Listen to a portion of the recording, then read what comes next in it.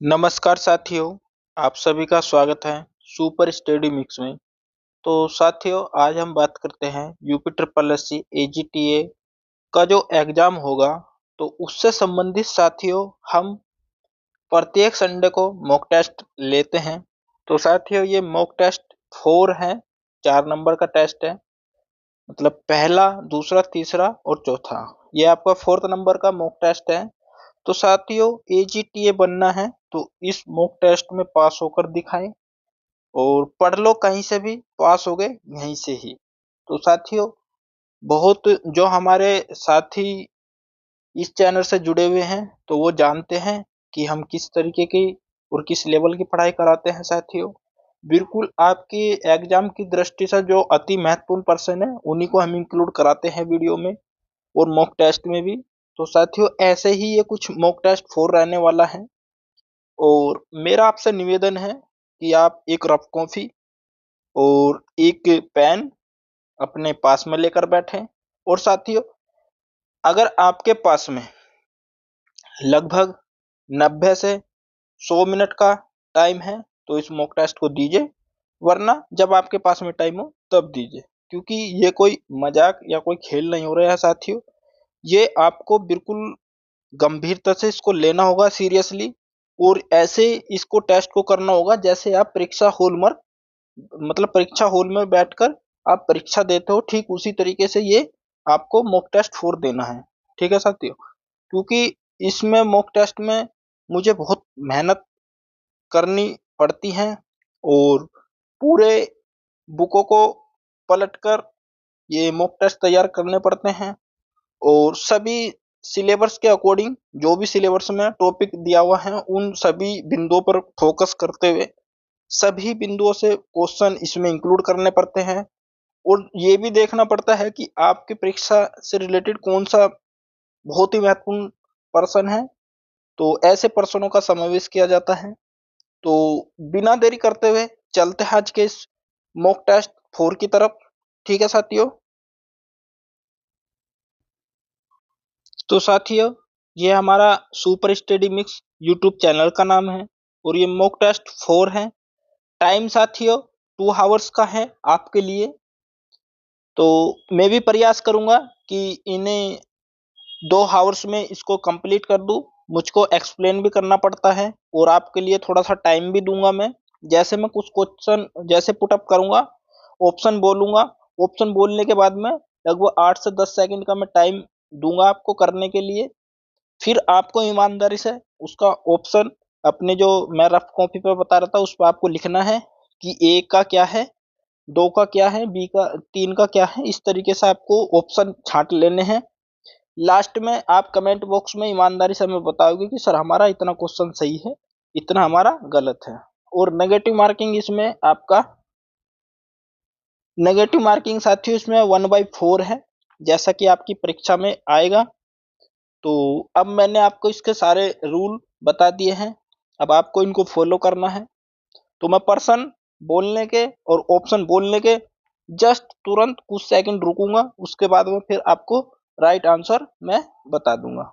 तो चलते हैं अपने आज के पहले पर्सन की तरफ। अगर हमारे इस चैनल पर कोई भी नया साथी जुड़ा है आज, तो वो चैनल को सब्सक्राइब कर ले, और पीछे की तमाम वीडियो और तमाम मॉक टेस्ट आप उनको कर लीजिए, आपका भला होगा।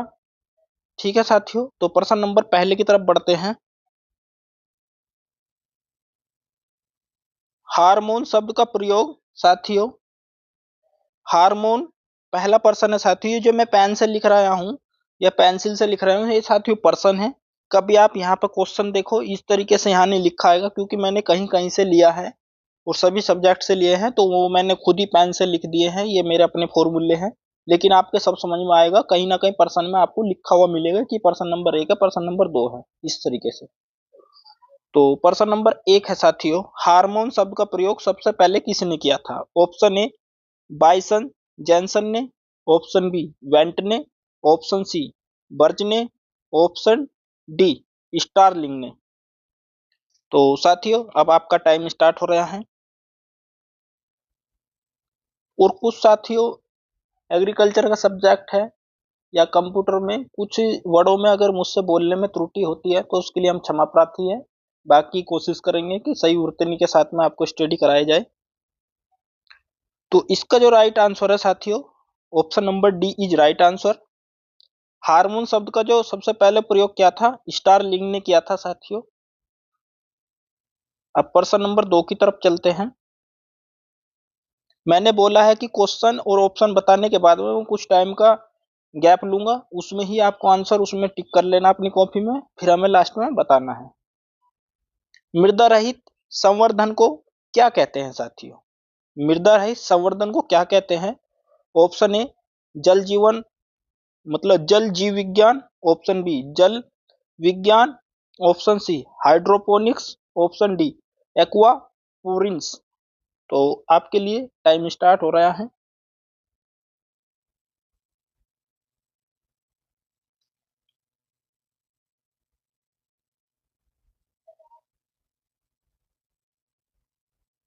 तो साथियों ये जो क्वेश्चन है थोड़ा सा घुमा रखा है, बाकी वही है। तो इसका जो राइट आंसर हो जाएगा साथियों, option number C is right answer. मृदा रहित संवर्धन को क्या बोलते हैं साथियों? हाइड्रोपोनिक्स कहते हैं। ठीक है, जब मिट्टी नहीं लेंगे डायरेक्ट ऐसे ही बो देते हैं बिना मिट्टी के, तो उसको साथियों हाइड्रोपोनिक्स बोलते हैं। नेक्स्ट पर्सन की बात करते हैं साथियों, पर्सन नंबर 3। पर्सन नंबर 3 में क्या है? निम्न में से कौन सा खेती का प्रकार नहीं है? ऑप्शन ए रेचिंग, ऑप्शन बी राजकीय खेती, ऑप्शन सी विशिष्ट खेती, ऑप्शन डी विविध खेती। आपका टाइम स्टार्ट हो रहा है अब। तो इस पर्सन में आपको खेती का प्रकार नहीं है ये बताना है।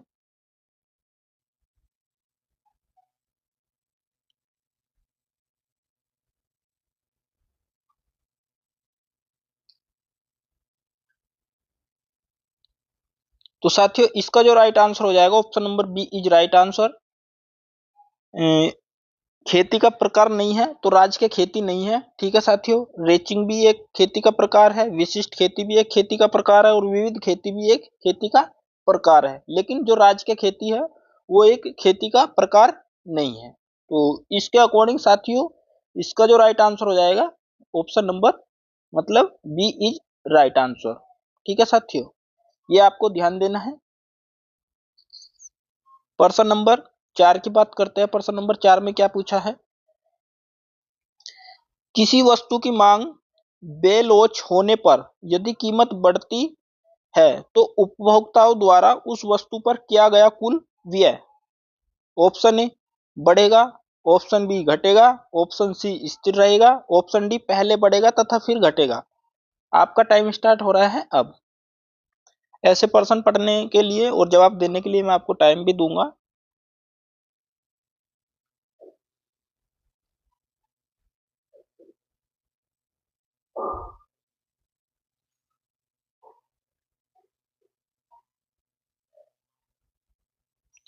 तो किसी वस्तु की मांग बेलोच होने पर यदि कीमत बढ़ती है तो उपभोक्ता द्वारा उस वस्तु पर किया गया कुल व्यय। साथियों option number A is right answer. क्या होगा साथियों? उपभोक्ता द्वारा उस वस्तु का किया गया कुल व्यय बढ़ेगा। Option number A is right answer. प्रश्न नंबर 5 की बात करते हैं साथियों। प्रश्न नंबर 5 में क्या है? कपास के प्रमाणित बीज उत्पादन के लिए पृथक्करण दूरी होती है। Option A 20 metre, option B 30 metre, option C 60 metre, option D 50 metre. आपका टाइम स्टार्ट हो रहा है अब।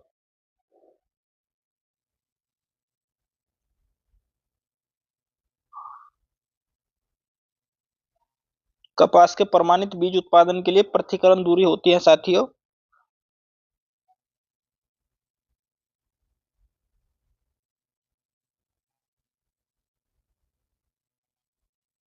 तो साथियों कपास के प्रमाणित बीज उत्पादन के लिए पृथक्करण दूरी जो होती है, option number B is right answer, 30 metre होती है साथियों। प्रश्न नंबर 6 की बात करते हैं। सफेद लट का वैज्ञानिक नाम क्या है? तो सफेद लट का वैज्ञानिक नाम क्या है?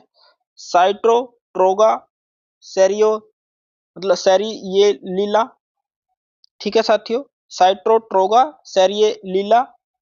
ऑप्शन बी हेलोट्राइकिया कॉन्सेनुनिया, ठीक है साथियों, हेलोट्राइकिया कोसेनुगनिया। ऑप्शन सी कास्किनेला स्पेटमोकेटेटा। ऑप्शन डी सिस्टोस्क्रिका ग्रेगेरिया। तो आपका टाइम स्टार्ट हो रहा है अब। देखो मैंने पहले ही बोल दिया था कि एग्रीकल्चर में और कुछ कंप्यूटर में इंग्लिश नाम ऐसे होते हैं कि उनमें हमसे हो सकता है कि बोलने में मिस्टेक हो जाए, तो आपके लिए स्क्रीन पर है, आप खुद समझदार हो, देख सकते हो। तो सफेद लट का वैज्ञानिक नाम इनमें से कौन सा हो सकता है, आपको बताना है साथियों। प्रश्न नंबर 6 का आंसर। तो साथियों इसका जो राइट आंसर हो जाएगा option number B is right answer. सफेद लट का वैज्ञानिक नाम है साथियों होलोट्राइकिया कॉन्सेनुंगुनिया। होलोट्राइकिया कॉन्सेनुंगुनिया, ये आपका सफेद लट का वैज्ञानिक नाम है। प्रश्न नंबर 7 की बात करते हैं साथियों। केनिंग, जिसको डिब्बा बंदी बोलते हैं साथियों, हेतु उपयुक्त सब्जी है। तो केनिंग या डिब्बा बंदी हेतु उपयुक्त सब्जी आपको बताना है। ऑप्शन ए मटर, ऑप्शन बी बैंगन, ऑप्शन सी मिर्च, ऑप्शन डी मूली। तो प्रश्न नंबर 7 का आंसर बताइए साथियों।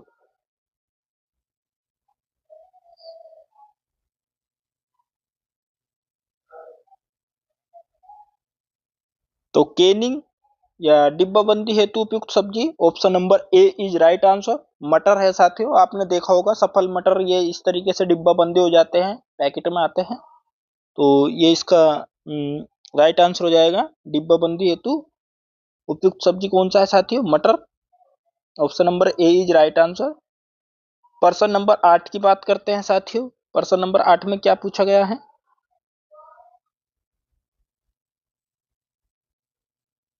गन्ने के पुष्करम को तकनीकी रूप से क्या कहते हैं साथियों। तो गन्ने के पुष्करम को तकनीकी रूप से क्या कहते हैं साथियों। ऑप्शन ए पुष्पगुच्छ, ऑप्शन बी पुष्पकांड, ऑप्शन सी नरमंजरी, ऑप्शन डी बोल्ट। आपका टाइम स्टार्ट हो रहा है अब प्रश्न नंबर 8 के लिए।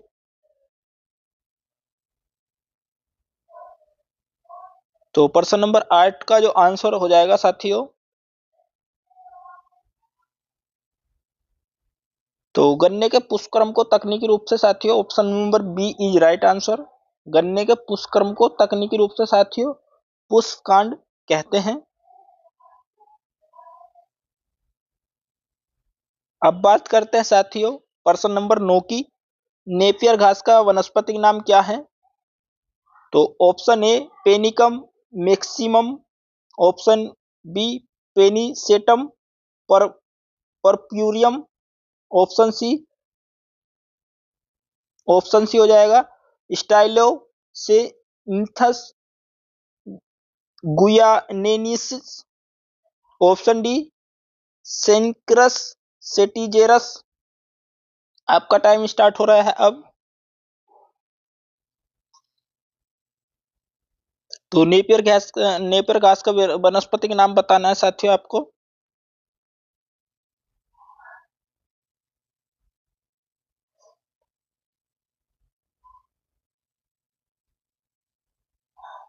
तो इसका जो राइट आंसर हो जाएगा साथियों, देखो अगर आपको लग रहा है कि मैं जल्दी से आंसर बता रहा हूं तो आप वीडियो को कुछ देर तक रोक लिया करो, फिर अगर आपको आंसर लगे तब आगे से चला लिया करो। अगर आपको लग रहा है कि थोड़ा सा सर जल्दी आंसर बता देते हैं। साथियों मुझे 100 क्वेश्चन कराने हैं और कुछ क्वेश्चनों को एक्सप्लेन भी कराना है। तो साथियों मुझे भी एक टाइम अपने आप में एक लिमिट रखना है। ऐसा ना हो कि उसमें टाइम 2 घंटे का ले रखा है और मैं पहुंच जाऊं 150 मिनट में, तो उसका कोई मतलब नहीं बनता है। मैं भी कोशिश करूंगा कि आपको 90 से 110 मिनट के बीच में इस मॉक टेस्ट को कंप्लीट कर सकूं। तो नेपियर घास का वनस्पतिक नाम हो जाएगा साथियों option number B is right answer. B is right answer हो जाएगा आपका नेपियर घास का पेनिसेटम परप्यूरियम। नेपियर घास का वनस्पतिक नाम है पेनिसेटम परप्यूरियम। अब बात करते हैं नेक्स्ट पर्सन की, पर्सन नंबर 10। पर्सन नंबर 10 में क्या है, भारत में कृषि पारिस्थितिकीय खंडों की संख्या कितनी है।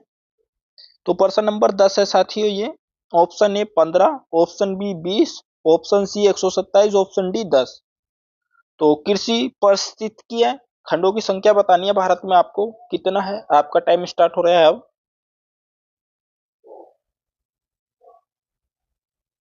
तो साथियों ऐसे पर्सन आपको कई पर्सन देखने को मिलेंगे और सबको बड़े ध्यानपूर्वक देखना है, और नहीं तो परीक्षा में जब आप आओगे तो हो सकता है आपके आंखों में आंसू हो, क्योंकि ऐसे ये 4-5 पर्सन है जो इस तरीके से पर्सन पूछे जाते हैं और जिसमें से 3 या 4 क्वेश्चन इसी मॉक टेस्ट में आपको मिल जाएंगे।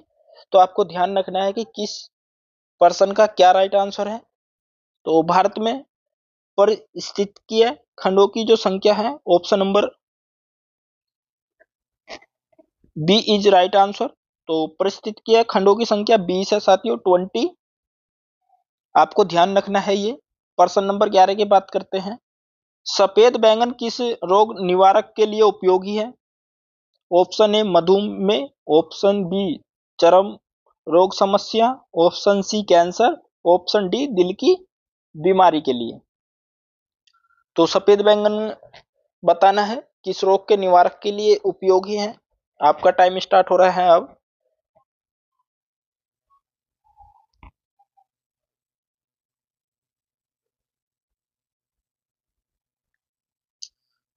तो साथियों इसका जो राइट आंसर हो जाएगा पर्सन नंबर 11 का, option number A is right answer. सफेद बैंगन है जो मधुमेह रोग निवारक के लिए उपयोगी है। पर्सन नंबर 12 की बात करते हैं साथियों। पर्सन नंबर 12 में क्या पूछा है, सिंगल सुपर फास्फेट में सल्फर की मात्रा कितने प्रतिशत होती है। तो पर्सन नंबर 12 है, सिंगल सुपर फास्फेट में आपकी सल्फर की कितने प्रतिशत मात्रा होती है। Option A 8%, option B 12%, option C 16%, option D 20%। अब आपका टाइम स्टार्ट हो रहा है साथियों।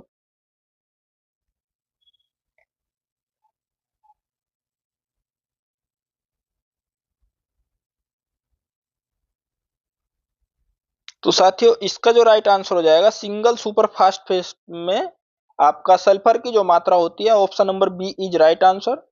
12% होती है सिंगल सुपर फास्फेट में सल्फर की प्रतिशत मात्रा 12%।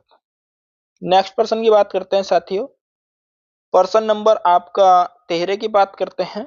पर्सन नंबर 13 में क्या पूछा गया है, भारतवर्ष में कृषि जलवायु क्षेत्र की संख्या कितनी है। तो option A 10, option B 15, option C 20, option D 25। अभी मैंने कुछ देर पहले बताया था कि ऐसे पर्सनों की संख्या 4 से 5 है और जिसमें से 3 से 4 क्वेश्चन मैंने इसमें डाल दिए हैं मॉक टेस्ट में। और ये साथियों आपके मॉक टेस्ट में नहीं, आपके पेपर में 100% छपेंगे। इनमें से 4-5 में से कम 2 क्वेश्चन आपका 100% छपेंगे। 5 क्वेश्चन में से आपका 4 या 5 क्वेश्चन ऐसे 4-5 में से एक तो 100 नहीं 100% छपेगा, इसलिए ये चीज आपको याद रखना है। तो आपका टाइम भी स्टार्ट हो रहा है। भारतवर्ष में कृषि जलवायु क्षेत्र की संख्या कितनी है। तो प्रश्न नंबर 13 का राइट आंसर हो जाएगा साथियों option number B is right answer 15। अगर साथियों भारत में परिस्थिति के तंत्र खंडों की संख्या पूछे तो वो हो जाएगा आपका 20, और कृषि जलवायु क्षेत्र की संख्या पूछे तो साथियों वो हो जाएगा आपका 15। ठीक है साथियों, 15 हो जाएगा आपका। तो इस तरीके से आपको याद रखना है कि अगर कृषि परिस्थिति के तंत्र की पूछे तो वहां 20 हो जाएगा, और यहाँ कृषि जलवायु क्षेत्र की संख्या पूछे तो साथियों 15 हो जाएगा। कभी आप कंफ्यूज हो जाओ। अब बात करते हैं नेक्स्ट पर्सन की साथियों। नेक्स्ट पर्सन क्या है, नेक्स्ट पर्सन ये है हमारा पर्सन नंबर 14। भारत में फसल बीमा योजना प्रारंभ की गई थी। तो भारत में जो फसल बीमा योजना कब शुरू की गई थी। Option A 1981, option B 1985, option C 1987, option D 1992। आपका टाइम स्टार्ट हो रहा है अब साथियों। ईमानदारी से आपको ये मॉक टेस्ट देना है। देखो मैंने जिस तरीके से मेहनत की है तो आप लोग भी अगर मेहनत करोगे तो मुझे अच्छा लगेगा, वरना मेरा काम है आप लोगों को पढ़ाना। मैंने पहले ही बोल दिया है कि आप लोगों को ईमानदारी से मॉक टेस्ट देना है, क्योंकि बहुत समय लगता है इनको बनाने में साथियों, और एक कैलकुलेशन भी करनी पड़ती है कि कौन सा क्वेश्चन सही हो सकता है, किस टॉपिक से कितने क्वेश्चन लेने हैं, किस सब्जेक्ट से, ये सब देखना पड़ता है मॉक टेस्ट में। ऐसा नहीं कि बस वैसे ही मुंह उठाए वैसे ही बना के चल दिए। तो प्रश्न नंबर 14 का जो राइट आंसर हो जाएगा साथियों, भारत में मतलब भारतवर्ष में फसल बीमा योजना प्रारंभ की गई थी। Option number B is right answer हो जाएगा साथियों इसका।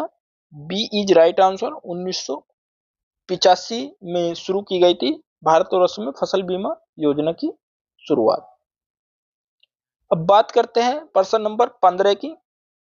नाइट्रीकरण की प्रक्रिया है, तो प्रश्न नंबर 15 है नाइट्रीकरण की प्रक्रिया है। ऑप्शन ए अवकरण, ऑप्शन बी जल विघटन, ऑप्शन सी ऑक्सीकरण, ऑप्शन डी इनमें से कोई नहीं।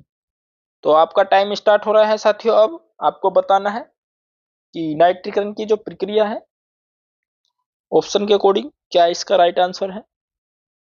प्रश्न नंबर 15।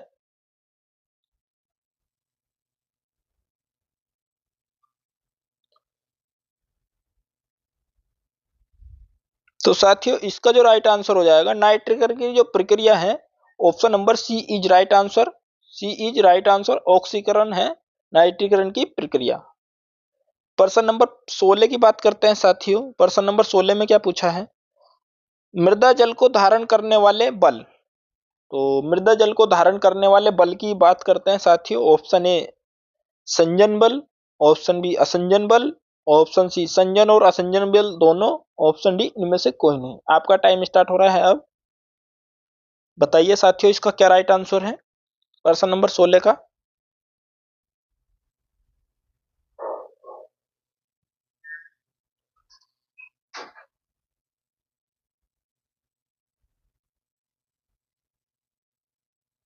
तो साथियों मृदा जल को धारण करने वाले जो बल हैं उसको साथियों बोलते हैं आपका ऑप्शन नंबर, इसका सी इज राइट आंसर हो जाएगा। मृदा जल को धारण करने वाले बल को साथियों संजन मतलब सजंजन और असंजन बल दोनों बोलते हैं। सजंजन और असंजन बल बोलते हैं साथियों मृदा जल को धारण करने वाले बल। Option number C is right answer. प्रश्न नंबर 17 की बात करते हैं साथियों। प्रश्न नंबर 17 में क्या पूछा गया है, लवणों से प्रभावित मृदा जिसमें सोडियम विनिमय प्रतिशतता 15 से कम हो वह होगी। तो आपको ये बताना है कि लवणों से प्रभावित मृदा जिसमें सोडियम विनिमय प्रतिशतता 15 से कम हो वह होगी। ऑप्शन ए क्षारीय मृदा, ऑप्शन बी लवणीय मृदा, ऑप्शन सी लवणीय क्षारीय मृदा, ऑप्शन डी इनमें से कोई नहीं। तो साथियों आपका टाइम स्टार्ट हो रहा है अब। प्रश्न नंबर 17 के लिए आंसर देना है आपको।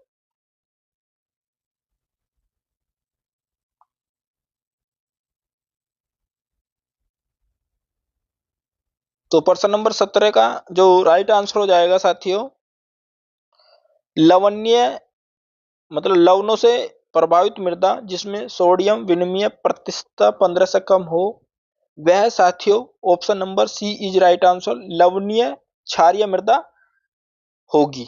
लवणीय क्षारीय मृदा होगी, सी इज राइट आंसर। प्रश्न नंबर 18 की बात करते हैं साथियों। प्रश्न नंबर 18 में क्या पूछा गया है, बीज जीवता परीक्षण किया जाता है। तो बीज जीवता परीक्षण किया जाता है। ऑप्शन ए ट्रेट्रोजोलियम परीक्षण, ऑप्शन बी प्रथम काउंट परीक्षण, ऑप्शन सी ग्रे आउट परीक्षण, ऑप्शन डी उपरोक्त में से कोई नहीं। आपका टाइम स्टार्ट हो रहा है अब।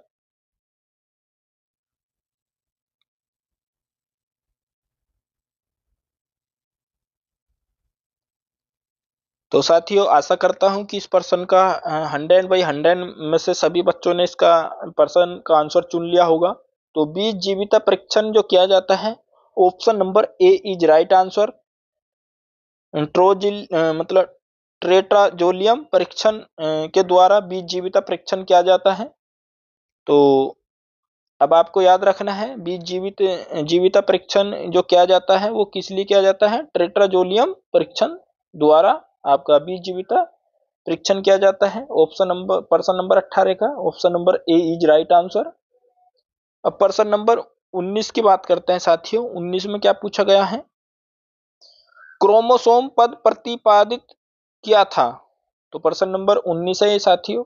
Option A Mendel 1984, option B Waldeyer 1988, option C Strasburger 1875, option D Morgan 1910। आपका टाइम स्टार्ट हो रहा है अब।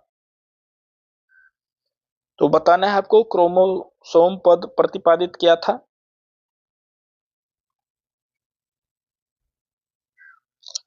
तो साथियों इसमें आपका अगर 70% आपका पर्सन सही जाते हैं तो आपका स्कोर मैं बहुत अच्छा मानूंगा।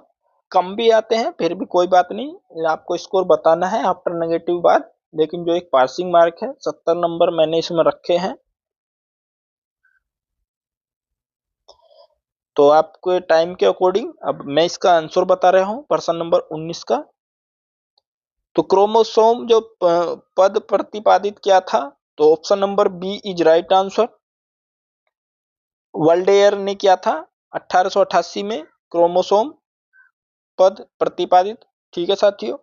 अब बात करते हैं साथियों प्रश्न नंबर 20 की। प्रश्न नंबर 20 में क्या है? चूने की मात्रा का निर्धारण किया जाता है। ऑप्शन ए लवणीय मृदा के लिए, ऑप्शन बी क्षारीय मृदा के लिए, ऑप्शन सी सोडिक मृदा के लिए, ऑप्शन डी अम्लीय मृदा के लिए। तो आपका टाइम स्टार्ट हो रहा है अब आंसर देना है साथियों। चूने की मात्रा का निर्धारण किया जाता है। तो प्रश्न नंबर 20 का आंसर आपको देना है।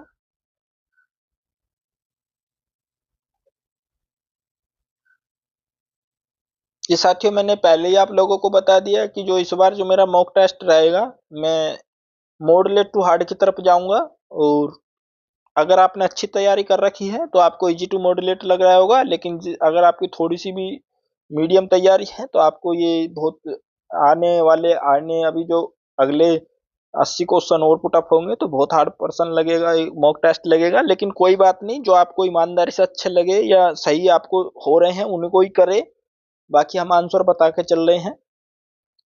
तो चूने की मात्रा का निर्धारण किया जाता है। ऑप्शन नंबर इसका डी इज राइट आंसर अम्लीय मृदा के लिए। तो option number D is right answer. चूने की मात्रा का निर्धारण किया जाता है अम्लीय मृदा के लिए। डी इज राइट आंसर प्रश्न नंबर 20 का। अब प्रश्न नंबर 21 की बात करते हैं साथियों। प्रश्न नंबर 21 में क्या पूछा है साथियों? तो इनमें से कौन सा श्रव्य व दृश्य वाला प्रसार साधन है? आपको बताना है। Option A tape recorder, option B drama, option C radio, option D black board. तो आपको बताना है कि श्रव्य व दृश्य वाला प्रसार साधन है। आपका टाइम स्टार्ट हो रहा है अब।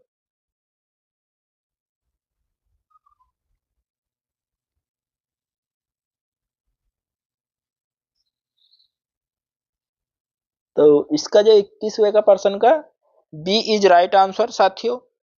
निम्न में से कौन सा सर्वे व दृश्य वाला प्रसार साधन है? तो ड्रामा है साथियों। ड्रामा को सर्वे मतलब सुन भी सकते हैं और दृश्य मतलब देख भी सकते हैं। ठीक है साथियों। अब बात करते हैं नेक्स्ट प्रश्न की। बात करते हैं प्रश्न नंबर 22 का। प्रश्न नंबर 22 में क्या है? किस प्रकार के प्रसार तरीके को बोलने व देखने वाला कह सकते हैं साथियों? किस प्रकार के प्रसार तरीके को बोलने व दिखने वाला कह सकते हैं? तो इसका आपको राइट आंसर बताना है। Option number A poster, option number B radio, option number C campaign, option number D कृषि क्लिनिक। तो आपको बताना है किस प्रकार के प्रसार तरीके को बोलने व दिखने वाला कह सकते हैं। प्रश्न नंबर 22 का आंसर आपको बताना है। टाइम मिला हुआ है आपको।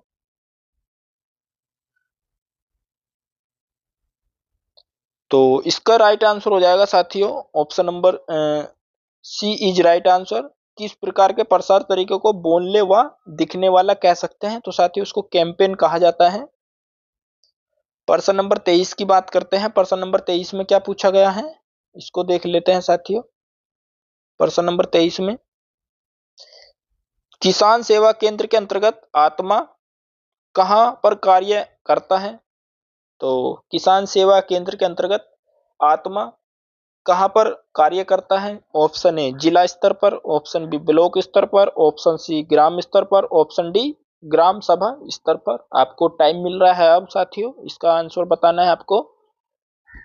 और क्वेश्चन का लेवल आपको बहुत अच्छा लग रहा होगा, काफी मेहनत की गई है हमारे द्वारा इस मॉक टेस्ट में। और मैंने आपको शुरू में ही बोल दिया था कि जो मैं मॉक टेस्ट में एक बार क्वेश्चन दूंगा तो फिर मैं दोबारा से उसको रिपीट नहीं करूंगा। बहुत कम ऐसे क्वेश्चन मिलते हैं जिनको मैं दोबारा करता हूं।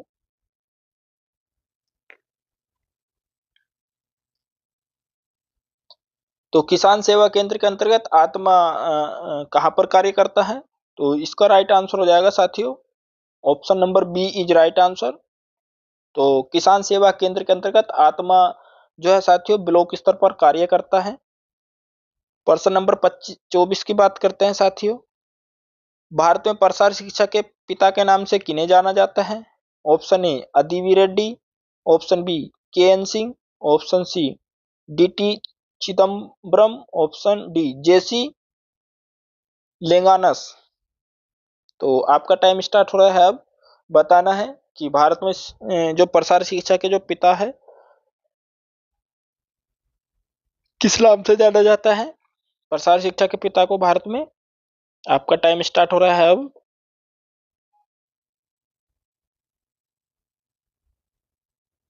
तो इसका साथियों option number B is right answer.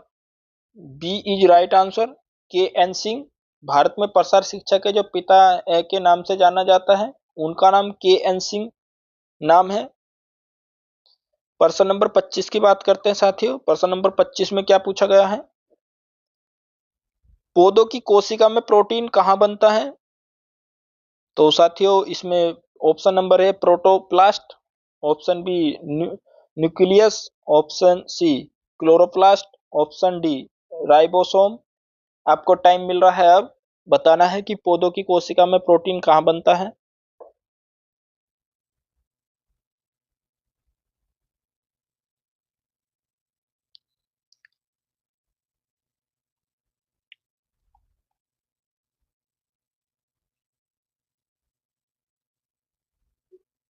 तो इसका जो राइट आंसर हो जाएगा साथियों, पौधों की कोशिका में प्रोटीन जो बनता है वो साथियों राइबोसोम में बनता है। Option number D is right answer, ribosome में बनता है।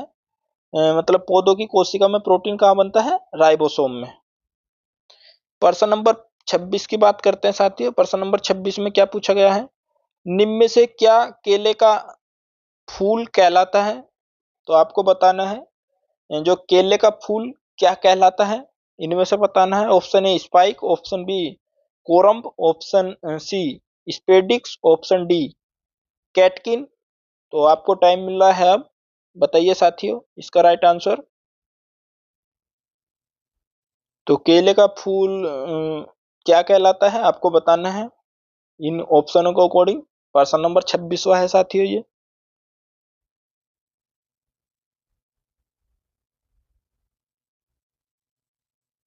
तो इसका जो राइट आंसर हो जाएगा साथियों, निम्न में से क्या केले का फूल कहलाता है? तो उसको साथियों option number C is right answer, spadix के नाम से जाना जाता है केले का फूल। प्रश्न नंबर 27 की बात करते हैं साथियों। प्रश्न नंबर 27 में क्या पूछा गया है? बूंद बूंद जिसे साथियों ड्रिप सिंचाई बोलते हैं, बूंद बूंद ड्रिप सिंचाई विधि में दबाव प्रेशर रखा जाता है। तो ऑप्शन ए 3 से 4 किलोग्राम प्रति सेंटीमीटर, मतलब वर्ग सेंटीमीटर। और ऑप्शन बी 3 से 4 किलोग्राम प्रति वर्ग सेंटीमीटर, ऑप्शन सी 1 से 2 किलोग्राम प्रति वर्ग सेंटीमीटर, ऑप्शन डी इनमें से कोई नहीं। तो आपको बताना है साथियों बूंद बूंद ड्रिप सिंचाई विधि में जो दबाव प्रेशर रखा जाता है इन ऑप्शन के अकॉर्डिंग उसका राइट आंसर क्या है साथियों। प्रश्न नंबर 27 के आंसर के लिए आपको अब टाइम दिया जा रहा है।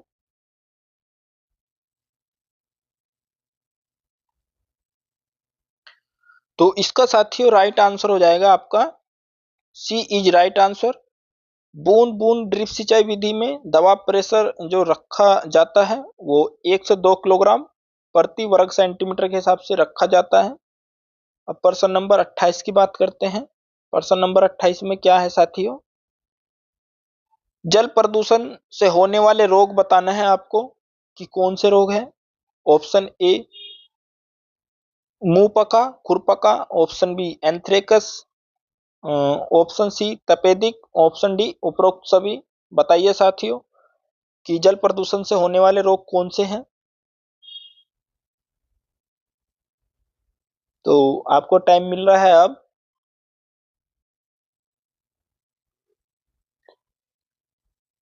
प्रश्न नंबर 28 का आंसर देना है आपको साथियों।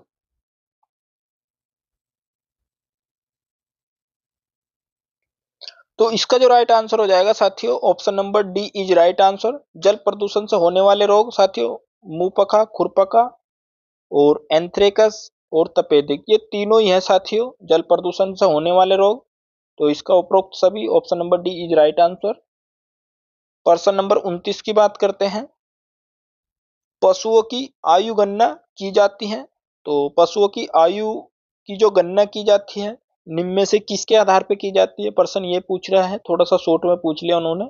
तो ऑप्शन ए दांतों की संख्या से, ऑप्शन बी शरीर के आकार से, ऑप्शन सी दूध उत्पादन से, डी पूंछ की लंबाई से। तो आपको बताना है साथियों, अगर हमें किसी पशु की आयु की गणना करनी है तो निम्न में से कौन सा ऑप्शन चुनेंगे। आपको टाइम मिल रहा है प्रश्न नंबर 29 के लिए।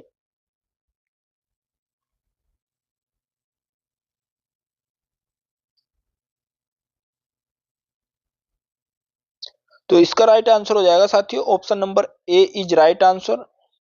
तो पशुओं की आयु की जो गणना की जाती है साथियों, पशु के दांतों की संख्या गिनकर की जाती है पशु की आयु की गणना।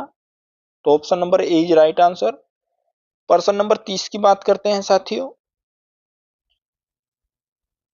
चूरी, बरसिम, धान, मटर के फसल चक्र की गहनता आपको बतानी है। Option A 150%, option B 250%, option C 350%, option D 200%।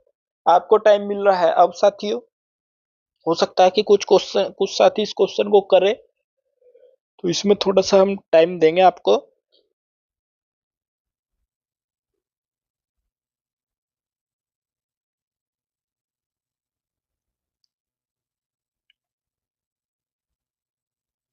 तो प्रश्न नंबर 30 का जो राइट आंसर साथियों, option number D is right answer.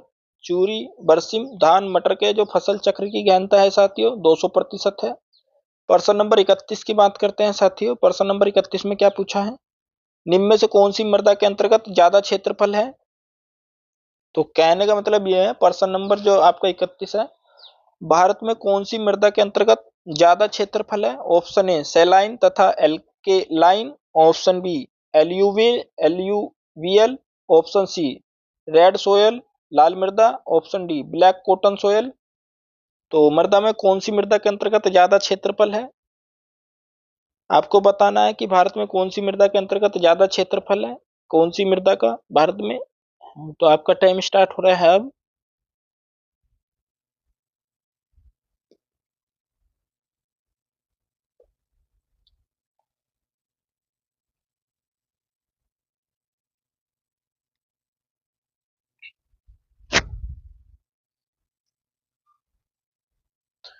तो प्रश्न नंबर 31 का जो राइट आंसर हो जाएगा साथियों,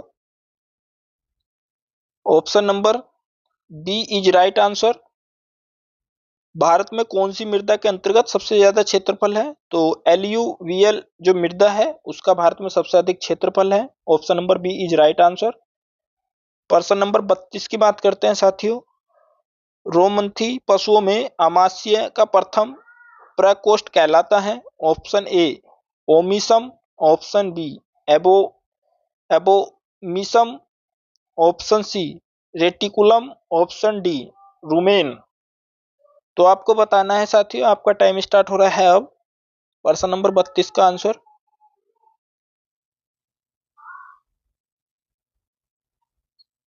तो रोम रोमंथी पशुओं में आमाशय का प्रथम प्रकोष्ठ जो कहलाता है, तो इसका जो राइट आंसर हो जाएगा साथियों, option number D is right answer. Rumen रोमंती पशुओं में अमाशय का प्रथम प्रकोष्ठ जो कहलाता है साथियों, रोमन कहलाता है। Option number D is right answer. प्रश्न नंबर 33 की बात करते हैं साथियों। आलू का पछेती या आलू का पछेता अंगमारी रोग जिसको झुलसा रोग बोलते हैं साथियों, आलू का पछेता अंगमारी रोग जिसको झुलसा रोग बोलते हैं, तो इनमें से कौन से कारक या वाहक के द्वारा होता है आपको बताना है साथियों। ऑप्शन ए पाइथोपथेरा इन्फेस्टेनस द्वारा, ऑप्शन बी स्क्लेरोस्पोरा ग्रेमिनिकोला द्वारा, ऑप्शन सी अल्टरनेरिया सोलेनी द्वारा, ऑप्शन डी कोलिट्रोट्राइकम फोल्केटम द्वारा। तो आपको बताना है इसका राइट आंसर प्रश्न नंबर 33 का। तो इसका जो राइट आंसर हो जाएगा साथियों, option number A is right answer. आलू का जो पछेती अंगमारी रोग जो झुलसा होता है उसको साथियों पाइथो पाइथोपथोरा इन्फेस्टेनस द्वारा होता है साथियों ये। ठीक है साथियों, अब प्रश्न नंबर बात करते हैं 34 की। पानी के साद्र भाव से मृदा कणों की मतलब पृथकता व परिवहन को कहते हैं साथियों। पानी के साद्र भाव से मृदा कणों की पृथकता व परिवहन को कहते हैं। ऑप्शन ए वर्षा की बूंद अपर्दन, ऑप्शन बी फलक अपर्दन, ऑप्शन सी अंतर अवनालिका अपर्दन, ऑप्शन डी अवनालिका अपर्दन। तो इसका राइट आंसर बताना है साथियों आपको। प्रश्न नंबर 34 का आपका टाइम स्टार्ट हो रहा है अब।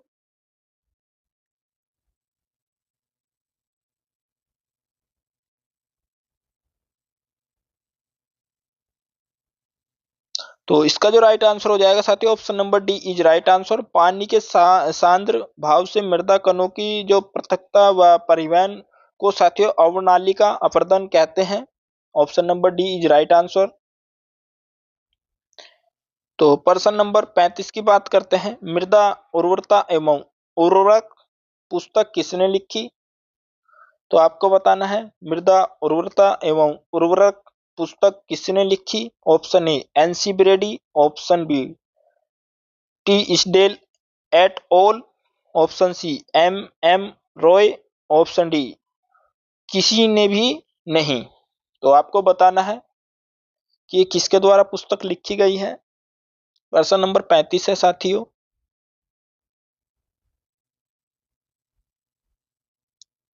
तो इसका जो राइट आंसर हो जाएगा साथियों, option number B is right answer. मृदा उर्वरता एवं उर्वरक जो पुस्तक लिखी है साथियों मतलब टी इसडेल एट ओल द्वारा लिखा गया है। टी इसडेल एट ओल द्वारा मृदा उर्वरता एवं उर्वरक पुस्तक लिखी गई है। B is right answer. प्रश्न नंबर 36 की बात करते हैं साथियों। निम्नलिखित में से कौन सा जोड़ा सही रूप से सुमेलित नहीं है? तो ये बताना है साथियों। ये सी एन और उसके जो अनुपात बताए गए हैं एन गुणक के, कार्बनिक और इनके नाइट्रोजन वाले जो है कार्बन अवयव, इनके जो गुणांक है ये इनके अनुपात बताए गए हैं साथियों। और इसमें से भी आपका एक प्रश्न पक्का आएगा पेपर में, तो ये चीज आपको याद रखना है। तो इनमें से कौन सा जोड़ा सुमेलित नहीं है ये आपको बताना है। ऑप्शन ए मतलब एक तरफ कार्बन कार्बन अवयव लिखे हुए हैं, एक तरफ सी बाई एन गुणांक। ठीक है साथियों। ऑप्शन ए मृदा सूक्ष्म जीव के सामने 8:1 लिखा हुआ है। ऑप्शन बी मृदा कार्बनिक के सामने 10:1 लिखा हुआ है। और फार्म यार्ड खाद या सड़ा हुआ खाद के सामने 20:1 लिखा हुआ है। ऑप्शन नंबर डी लकड़ी के रंजकन जिसको डस्ट बोलते हैं उसके सामने 1000:1 लिखा हुआ है। तो आपको बताना है कि कौन सा जोड़ा सुमेलित नहीं है। अब आपका टाइम स्टार्ट हो रहा है अब।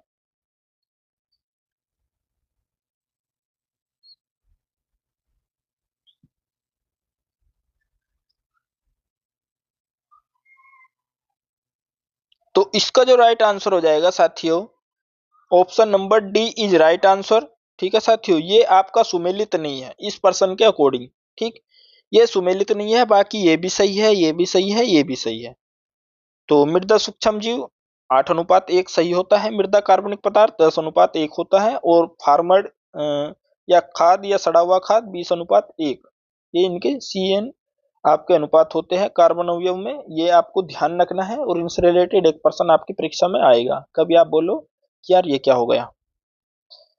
प्रश्न नंबर 37 की बात है। मैं जे तो इतना अनुभव है, मैं आपको वही प्रश्न करा दूंगा जो आपको हूबहू परीक्षा में देखने को मिलेगा, लेकिन आप हिम्मत मार के अपने अपने आप को परिपक्व करके टाइम तो दीजिए, हमें टाइम दोगे तो हम आपको पक्का 100% पास करा देंगे। तो निम्नलिखित में से कौन सा सही सुमेलित नहीं है साथियों, ये आपको बताना है कि कौन सा सुमेलित नहीं है।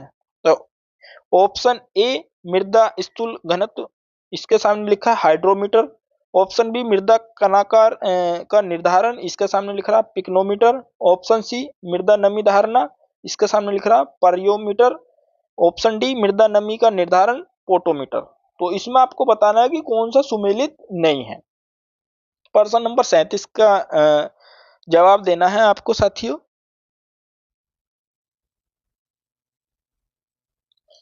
प्रश्न नंबर 37 का जवाब देना है।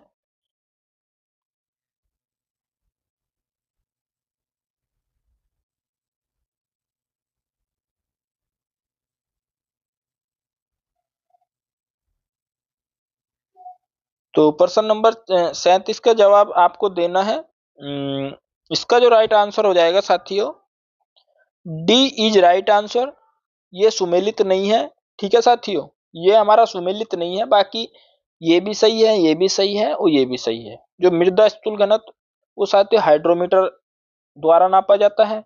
मृदा कणाकार का निर्धारण पिक्नोमीटर द्वारा किया जाता है, और मृदा में नमी धारणा साथियों परियोमीटर द्वारा होता है। तो ये चीज आपको ध्यान रखनी है। इस से मतलब पर्सन के अकॉर्डिंग ये इसका ऑप्शन सही है। ठीक है साथियों, तो ये आपको ध्यान रखना पड़ता है, वो नहीं पूछेगा और आपको बताना है कि इसमें से ये नहीं है, बाकी जो है उसमें क्या दिक्कत है। तो ऐसे पर्सनों में बच्चे बहुत गलती करेंगे।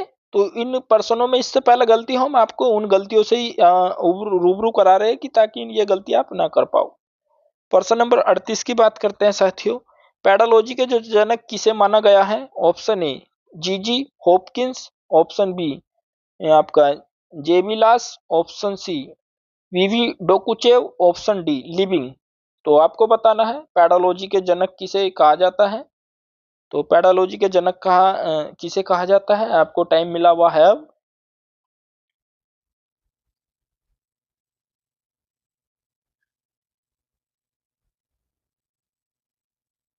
तो इसका जो राइट आंसर हो जाएगा साथियों, पैडोलॉजी के जनक कहते हैं साथियों वीवी डोकुचेव को। Option number C is right answer. ठीक है साथियों, प्रश्न नंबर 39 की बात है। निम्न में से कौन सा एक सही से संबंधित नहीं है। तो एक तरफ ये फसल दे रखी है, और दूसरी तरफ साथियों उनसे संबंधित कुछ कीट हो सकते हैं, कुछ रोग हो सकते हैं। तो जैसे ऑप्शन ए सरसों सफेद कीट। ठीक है साथियों। ऑप्शन बी धान भूरा धब्बा। ऑप्शन सी आपका गेहूं लाल कीट। ऑप्शन डी मूंगफली टिक्का। तो आपको बताना है कि निम्न में से कौन सा आपका ऑप्शन सही नहीं है, ये आपको बताना है। तो प्रश्न नंबर 39 के लिए आपको टाइम मिल रहा है अब। तो प्रश्न नंबर 39 का जो राइट आंसर हो जाएगा साथियों, option number C is right answer. ठीक है साथियों, सरसों में सफेद कीट बिल्कुल सही है इसका जवाब। धान में भूरा धब्बा ये भी सही जवाब है, और मूंगफली में टीका ये भी सही सही है, लेकिन गेहूं में लाल कीट नहीं होता। ठीक है साथियों, ये आपको ध्यान रखना है। रेड रस्ट जो संबंधित है साथियों, ये आपका गन्ने से संबंधित है। तो इस पर्सन के according C is right answer. अब प्रश्न नंबर 40 की बात करते हैं साथियों। प्रश्न नंबर 40 में क्या पूछा गया है। मटर की मर्दोरोमिल अस्थमा का रोग जनक कौन है। तो रोग जनक कौन है ये आपको बताना है। मटर की मर्दोरोमिल आइस्ता का रोग जनक। ऑप्शन ए पेरोनोस्पोरा पीसी। ऑप्शन बी एल्बुगो कैंडिडा, ऑप्शन सी एरिसिफी पोलीगानी, ऑप्शन डी उपरोक्त में से कोई नहीं। तो टाइम मिल रहा है आपको अब।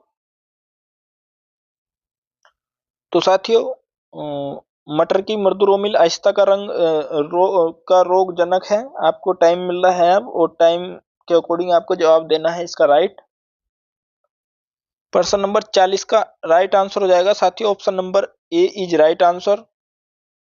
ए इज राइट आंसर। मृदा की मतलब मटर की मर्दुरोमिल आहिस्ता का रोग जनक है साथियों, पेरानोस्फोरा पीसी को कहा जाता है मटर की मर्दुरोमिल आहिस्ता का रोग जनक। प्रश्न नंबर 40 का option number A is right answer. अब बात करते हैं प्रश्न नंबर 41 की साथियों। प्रश्न नंबर 41 में क्या पूछा गया है? गेहूं के करनाल बंट संक्रमित खेतों में सड़ी मछली जैसी दुर्गंध किसके कारण आती है? तो आपको जवाब देना है ऑप्शन नंबर ए ट्रेथा methyl amine, option B tri methyl amine, option C di allyl propyl sulphide, option D allyl propyl disulphide. तो साथियों आपको टाइम मिल रहा है अब, दीजिए इसका जवाब 41 का। तो इसका जो राइट आंसर साथियों option number B is right answer. गेहूं के करनाल बंट के संक्रमित खेतों में जो संक्रमित खेतों में सड़ी मछली जैसी दुर्गंध जो आती है ट्राई मिथाइल एमीन के कारण आती है। Option number B is right answer. प्रश्न नंबर 42 है साथियों गन्ने के लाल विगलन रोग के रोगजनक ये आपका कोलेट्रोट्राइकम फल्केटम की जो पूर्ण लैंगिक अवस्था है, तो आपको बताना है कौन सी पूर्ण लैंगिक अवस्था है। ऑप्शन ए ग्लोमेरुला टुकेमेनिसिस, ऑप्शन बी ग्लोम ग्लोमेरुला सिंगुलाटा, ऑप्शन सी ग्लोमेरुला लिंडुथियनम, ऑप्शन डी इनमें से कोई नहीं। तो आपको बताना है कि जो गन्ने का जो लाल विगलन रोग के जनक है ये ट्राइकम फल्केटम की जो पूर्ण लैंगिक अवस्था कौन सी है इनमें से? आपका टाइम स्टार्ट हो रहा है अब।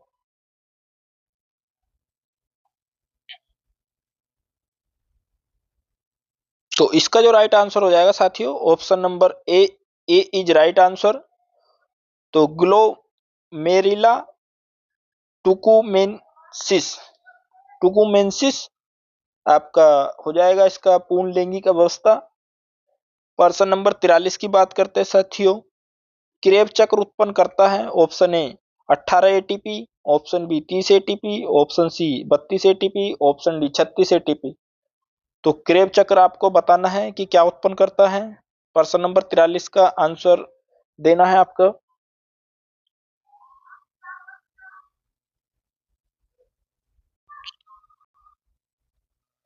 तो इसका जो राइट आंसर हो जाएगा साथियों प्रश्न नंबर 43 का B is right answer. Krebs चक्र उत्पन्न करता है साथियों 30 एटीपी।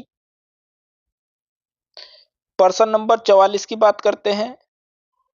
रंध्र दबाव मापने के लिए कौन सा यंत्र उपयोग में आता है?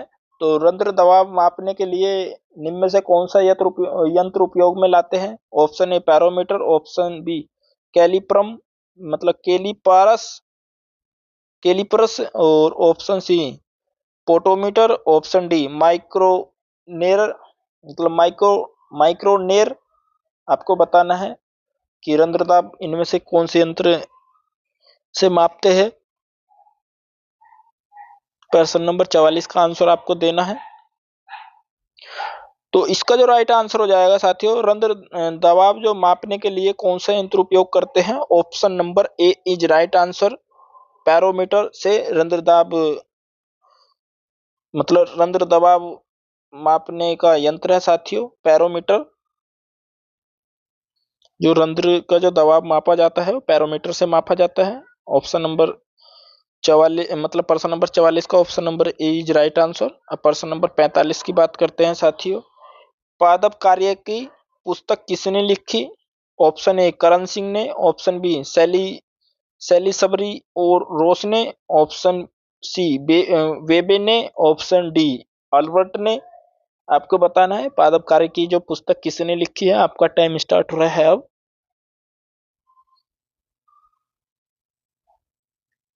तो इसका जो राइट आंसर हो जाएगा साथियों, बी इज राइट आंसर। पादप कार्य की जो पुस्तक लिखी है सेली सबरी और रोस ने लिखी थी आपका पादप कार्य की पुस्तक। बी इज राइट आंसर प्रश्न नंबर 45 का। प्रश्न नंबर 46 की बात करते हैं साथियों। राइबोसोम कहाँ बनते हैं? तो आपका जो राइबोसोम कहाँ बनते हैं, ऑप्शन ए अंत प्रद्रव्य जालिका जिसको खुरदरी में, ऑप्शन बी केंद्रिका में, ऑप्शन सी माइटोकॉन्ड्रिया में, ऑप्शन डी हरित लवक में। आपको बताना है राइबोसोम कहाँ बनते हैं। आपका टाइम स्टार्ट हो रहा है अब प्रश्न नंबर 46 के लिए। तो साथियों इसका जो राइट आंसर हो जाएगा option number B is right answer. Ribosome जो बनते हैं साथियों केंद्रिका में बनते हैं। अब प्रश्न नंबर 47 की बात कर लें। 47 में क्या पूछा गया साथियों? प्रश्न नंबर 47 का जो गोलिचकाय मतलब ग्लोजिकाय की जो खोज 1898 में किसने की थी? तो ग्लोजिकाय की जो खोज 1898 में किसने की थी? Option A Camillo Golgi, option B Stanley, option C Farmer एवं मुरे, ऑप्शन डी फ्लेमिंग ने। आपका टाइम स्टार्ट हो रहा है अब प्रश्न नंबर 47 का आंसर बताना है साथियों। तो इसका जो राइट आंसर हो जाएगा साथियों option number A is right answer. जो है गोल्जी काय जो खोज जो की थी 1898 में वो की थी साथियों कैमिलो गोल्जी ने। Option number A is right answer प्रश्न नंबर 47 का। अब बात करते हैं साथियों प्रश्न नंबर 48 की। प्रश्न नंबर 48 में क्या है? अनुवांशिकी का गुणसूत्र सिद्धांत किसने दिया था? तो अनुवांशिक का गुणसूत्र सिद्धांत किसने दिया था? ऑप्शन ए वीडल एवं टेटम, ऑप्शन बी वाटसन एवं क्रिक, ऑप्शन सी बेटसन एवं पुनेट, ऑप्शन डी संटन एवं बोबेरी। तो आपका टाइम स्टार्ट हो रहा है साथियों। ऐसे बहुत कम साथी है यूट्यूब पे आपको चैनल मिलेंगे जो इतना अच्छा मटेरियल प्रोवाइड करा दे आपको फ्री में। मैं आपको ये नहीं बोल रहा कि आप इतने का टेस्ट सीरीज लीजिए, इतने का कुछ कीजिए, ना ही मैं आपको कोई पेड कोड मतलब पेड से कोई कोर्स करा रहा, ना ही कोई मैं आपको मॉक टेस्ट कोई पेड लगा रहा। बस आप अपना बहुमूल्य समय दीजिए हमें, आपका कल्याण हो जाएगा। ठीक है साथियों। तो इसका जो राइट आंसर हो जाएगा साथियों 48 का, option number D is right answer. Option number D is right answer. आनुवंशिकी का गुणसूत्र सिद्धांत जो दिया था साथियों सटन एवं वोबेरी ने दिया था।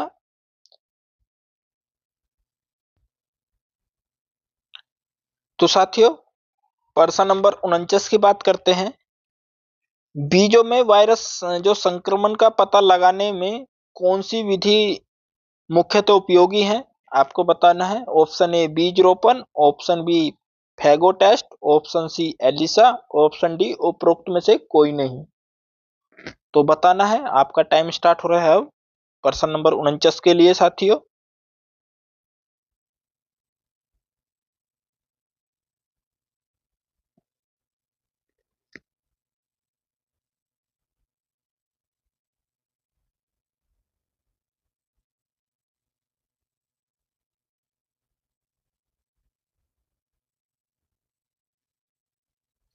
तो इसका जो राइट आंसर हो जाएगा साथियों 49 का, option number C is right answer.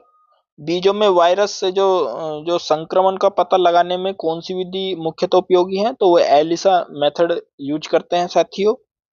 प्रश्न नंबर 50 की जो बात करते हैं, 50 में क्या पूछा गया है? जीन के लिए जीन जो परिकल्पना जो किसने दी थी? ऑप्शन ए मैंकिल टॉक ने, ऑप्शन बी बिफेन ने, ऑप्शन सी फ्लोर ने, ऑप्शन डी डी बेरी ने। आपका टाइम स्टार्ट हो रहा है अब प्रश्न नंबर 50 का आंसर देना है साथियों।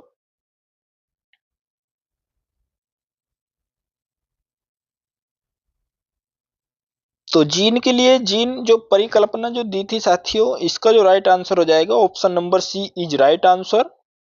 जीन के लिए जीन परिकल्पना जो दी थी साथियों, फ्लोर ने दी थी। इसका right answer option number C. अब प्रश्न नंबर 51 की बात करते हैं। कवक की कोशिका भित्ति बनी होती है।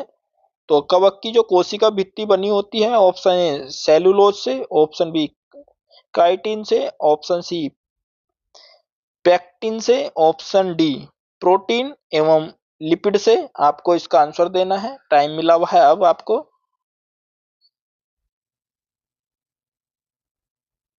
बताइए साथियों।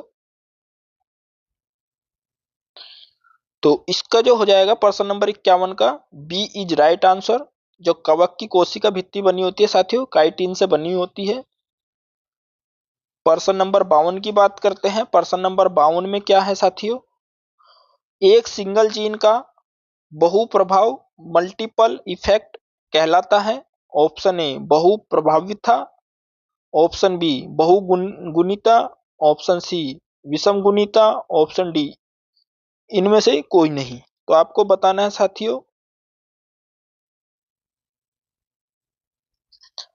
इसका राइट आंसर बताना है। आपका टाइम स्टार्ट हो रहा है अब।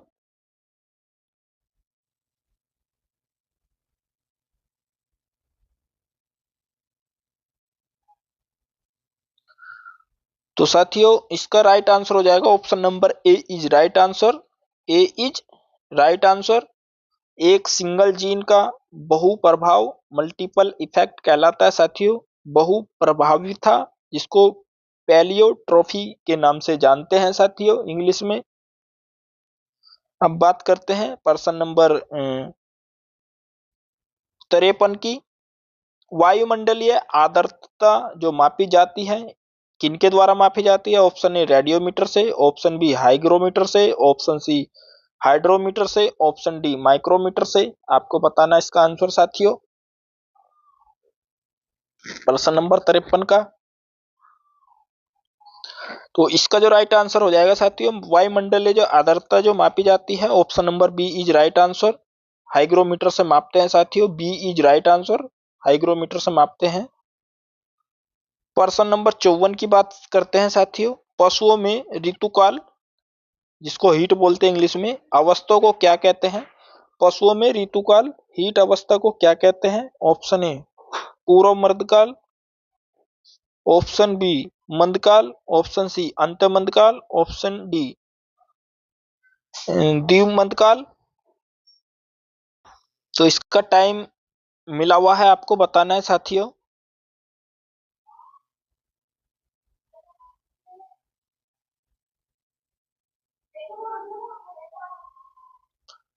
तो इसका जो राइट आंसर हो जाएगा, पशुओं में ऋतुकाल अवस्था को क्या कहते हैं?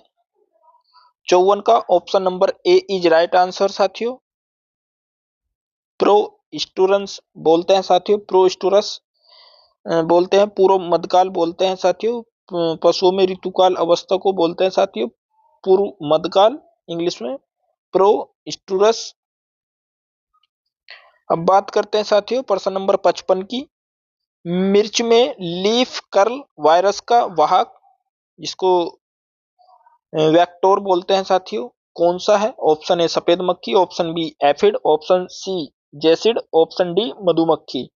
आपको बताना है मिर्च में लीफ कर्ल वायरस का वाहक कौन सा है इनमें से। तो आपका टाइम स्टार्ट हुआ है अब 55 का। तो इसका राइट आंसर हो जाएगा साथियों option number A is right answer. मिर्च में लीफ कर्ल वायरस का जो वाहक है साथियों, सफेद मक्खी है। प्रश्न नंबर 56 की बात करते हैं साथियों। सेव में प्रावर्धन प्रोपेजेशन के लिए उपयुक्त समय है।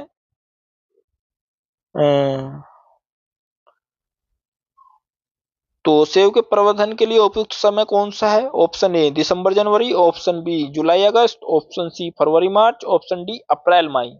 बताइए साथियों प्रश्न नंबर 56 का क्या आंसर होगा?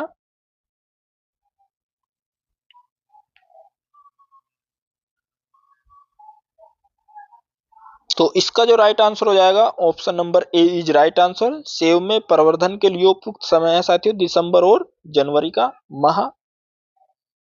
Option number A is right answer प्रश्न नंबर 56 का। अब प्रश्न नंबर 57 की बात करते हैं साथियों। प्रश्न नंबर 57 में क्या पूछा गया है,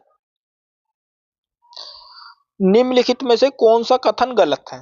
तो साथियों पहले तो ऐसे प्रश्न को देखने से घबराना नहीं है, देखना कि क्या पूछ रहा है, एक बार पढ़ के देखिए, कम से कम आंसर आना ना आना अलग अलग बात है, लेकिन पहले पढ़ के देखिए, क्या पता आपकी समझ में आ जाए। तो ऑप्शन ए दे रखा है इसमें, फलों में मेलनेस की संख्या बढ़ाने के लिए GA3 का छिड़काव किया जाता है। ठीक है साथियों। ऑप्शन बी, फलों में फीमेलेंस की संख्या बढ़ाने के लिए मेलिक हाइड्रेजाइड MH का छिड़काव किया जाता है। चलो इसको भी देखते हैं। ऑप्शन सी, कलम या कटिंग की रूटिंग के लिए इंडोल ब्यूट्रिक एसिड का छिड़काव किया जाता है। चलो इसको भी देखते हैं। ऑप्शन डी, केले को कृत्रिम तरीके से पकाने के लिए कैल्शियम कार्बाइड का उपयोग नहीं किया जाता है। तो आपको बताना है साथियों, तो इसका राइट आंसर साथियों क्या है।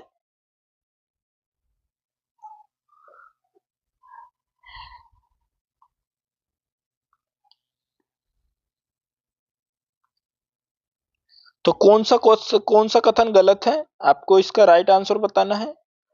आपको टाइम मिला हुआ है अब, और इसमें थोड़ा सा टाइम भी मैं ज्यादा दूंगा, क्योंकि अभी आपको समझ में नहीं आ रहा होगा क्या पूछ रहा है क्या नहीं है। या तो इस वीडियो को आप थोड़ा पॉज कर लीजिए, फिर आप देख के बताइए, क्योंकि अगर मैं ज्यादा टाइम दूंगा तो फिर मेरी जो वीडियो की लेंथ काफी लंबी हो जाएगी, 120 मिनट प्लस पहुंच जाएगी। तो इसका जो राइट आंसर है साथियों, प्रश्न नंबर 57 का D is right answer. Option number ए भी सही है, बी भी सही है, सी भी सही है, लेकिन डी इसका गलत है। और प्रश्न में यही इसका प्रश्न चुनना था कि गलत ऑप्शन कौन सा है। ठीक है साथियों, आप देख लीजिए, केले को कृत्रिम तरीके से पकाने के लिए कैल्शियम कार्बाइड का उपयोग नहीं करते हैं। ठीक है, तो अब प्रश्न नंबर 58 की बात करते हैं साथियों। प्रश्न नंबर 58 है, रत्ना किस्म का जो संकरण या क्रॉस है। ऑप्शन ए, नीलम गुना दशहरी। ऑप्शन बी, दशहरी गुना नीलम। ऑप्शन सी, नीलम गुना अल्फांजो। ऑप्शन डी, इनमें से कोई नहीं। तो 58 का प्रश्न लगभग सभी स्टूडेंट जल्दी से देंगे। तो इसका जो राइट आंसर हो जाएगा साथियों 58 का, option number C is right answer. जो रत्ना है साथियों, नीलम और अल्फांजो के क्रॉस से तैयार की गई वैरायटी है।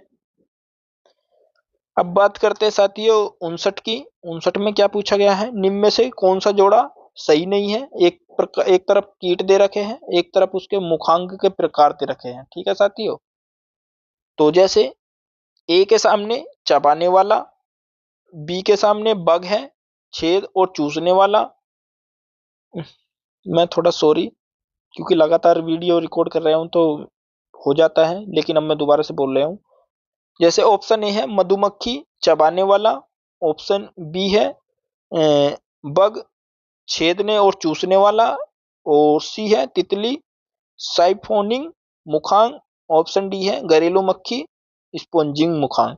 तो ये साथियों आपको सही नहीं है, ये ऑप्शन आपको बताना है कि निम्न में से चार ऑप्शन में कौन सा सही नहीं है। तो आपका टाइम स्टार्ट हो रहा है अब। तो साथियों इसका जो राइट आंसर हो जाएगा option number A is right answer, यही इसका ऑप्शन नहीं है। ठीक है, बाकी बग है साथियों, छेदन और चूसने वाला होता है। तितली में साइफोनिंग मुखांग पाए जाते हैं, और घरेलू मक्खी में स्पोजिंग मुखांग पाए जाते हैं। तो ये चीज आपको ध्यान रखना है, मधुमक्खी में चबाने वाले नहीं होते हैं। ठीक है साथियों, यही इसका गलत आंसर है। प्रश्न नंबर 60 की बात करते हैं साथियों। प्रश्न नंबर 60 में क्या पूछा गया है, प्रश्न नंबर 60 है, रेशम कीट की वह अवस्था जब वह रेशम बनाता है। तो है आपका कौन सा।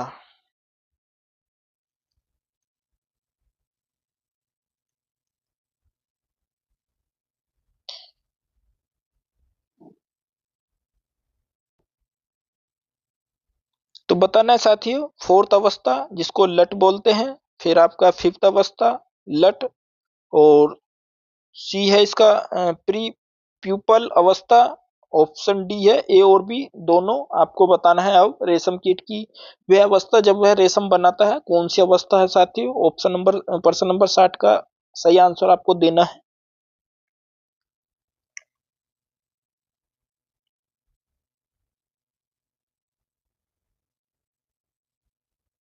तो साथियों इसका जो राइट आंसर हो जाएगा option number D is right answer, आपका ए और बी दोनों। तो रेशम कीट की वह अवस्था जब वह रेशम बनाता है, वो तो साथियों फोर्थ और फाइव अवस्था है आपकी, जिसमें वह कीट बनाता है। अब प्रश्न नंबर 61 की बात करते हैं साथियों। 61 में क्या है? निम्न में से कौन सा जोड़ा सही नहीं है? एक तरफ बीमारी दी हुई है, एक तरफ कीट दिए हुए हैं। ठीक है साथियों, तो ऑप्शन ए तिल की फाइलोडी जिसके सामने लीफ होपर लिखा हुआ है। ऑप्शन बी अरहर की स्टेरिलिटी मोजैक जिसके सामने थ्रिप्स लिखा हुआ है। ऑप्शन सी गेहूं का स्ट्रिक मोजैक जिसके सामने इरियो इरियोफाइड माइट लिखा हुआ है। और ऑप्शन डी भिंडी वीएमबी जिसके सामने सफेद मक्खी लिखा हुआ है। तो आपको इसका राइट आंसर देना है। टाइम आपका स्टार्ट हो रहा है साथियों।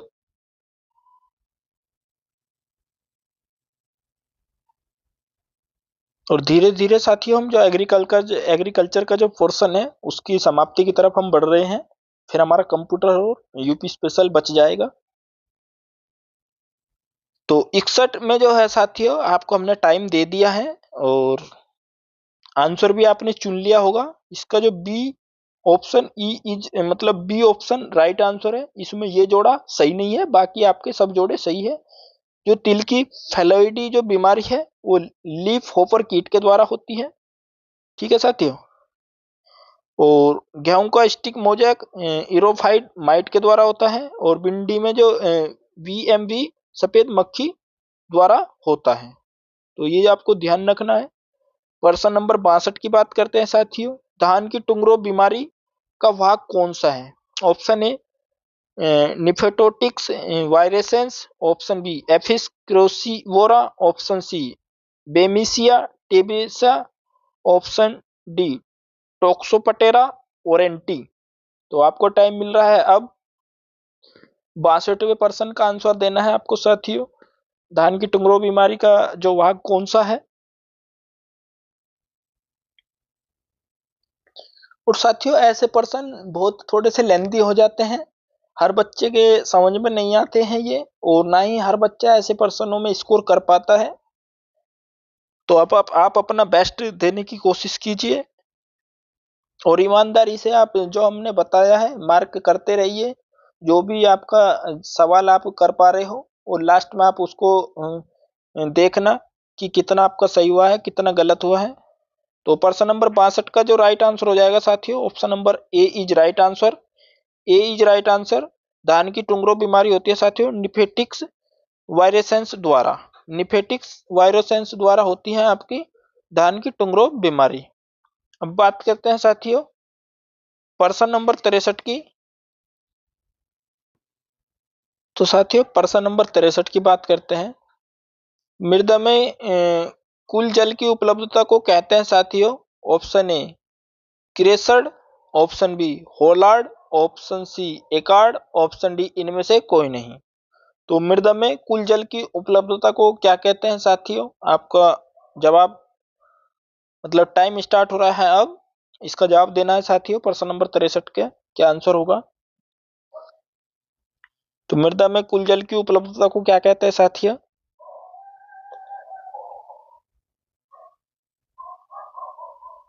तो इसका जो राइट आंसर हो जाएगा साथियों option number B is right answer. मृदा में कुल जल की उपलब्धता को साथियों होलार्ड के नाम से मतलब मृदा में कुल जल की उपलब्धता को साथियों होलार्ड कहते हैं। होलार्ड। प्रश्न नंबर 64 की बात करते हैं साथियों। सिंचाई की कूड़ विधि फोरो मेथड में क्या करते हैं साथियों? ऑप्शन ए केवल कुंड के 1/4 हिस्से की को गीला करना चाहिए। ऑप्शन बी केवल कुंड के 4/5 वे हिस्से को गीला करना चाहिए। ऑप्शन सी केवल कुंड के 1/2 हिस्से को गीला करना चाहिए। ऑप्शन डी केवल कुंड के 3/4 वे हिस्से को गीला करना चाहिए। तो अब आपको जवाब देना है। टाइम आपका स्टार्ट हो रहा है। ठीक है साथियों, सिंचाई की कुंड विधि में क्या करते हैं साथियों इनमें से? तो इसका जवाब आपको देना है, ध्यान से पढ़िए।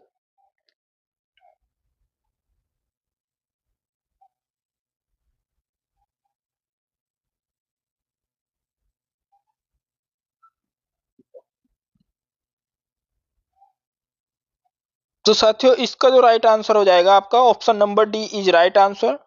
D is right answer. सिंचाई की कुंड विधि में साथियों केवल कुंड के 3/4वें हिस्से को गीला करना चाहिए। प्रश्न नंबर 65 की बात करते हैं साथियों। कैच क्रॉप उगाने का मुख्य उद्देश्य होता है मृदा में फसल अवशेष मिलाना, ऑप्शन बी मृदा को दरारों से बचाना, ऑप्शन सी खरपतवारों को दबाना, ऑप्शन डी बिना किसी अतिरिक्त निवेश के अधिक आय प्राप्त करना। तो साथियों इसका आंसर आपको बताना है। आपका टाइम स्टार्ट हो रहा है अब। और इसी प्रश्न के साथ में साथियों आपका एग्रीकल्चर का जो है सेशन वो समाप्त हो लिया है। और हमारा कंप्यूटर का नेक्स्ट जो सेशन चलेगा, और आशा करता हूं कि इन 65 क्वेश्चन में आपका बहुत अच्छा स्कोर बना होगा और काफी कुछ नया सीखने के लिए आज मिला होगा। और मॉक टेस्ट का आपको लेवल भी पता चल गया होगा कि सर ने काफी मेहनत की है। तो इसका जो राइट आंसर हो जाएगा साथियों, option number D is right answer. जो कैच क्रॉप उगाने का मुख्य उद्देश्य है साथियों बिना किसी अतिरिक्त निवेश के अधिक आय प्राप्त करना साथियों, आपका कैच क्रॉप का मुख्य उद्देश्य है। अब कंप्यूटर की तरफ चलते हैं साथियों। कंप्यूटर का पहला प्रश्न है साथियों। तो बात करते हैं साथियों कंप्यूटर की। कंप्यूटर का जो हमारा जो सेशन रहने वाला है, तो उसमें 15 क्वेश्चन आपके पुटअप होंगे। तो 15 क्वेश्चन किस तरीके के रहने वाले हैं उनको देख लेते हैं। प्रश्न नंबर 66 है साथियों।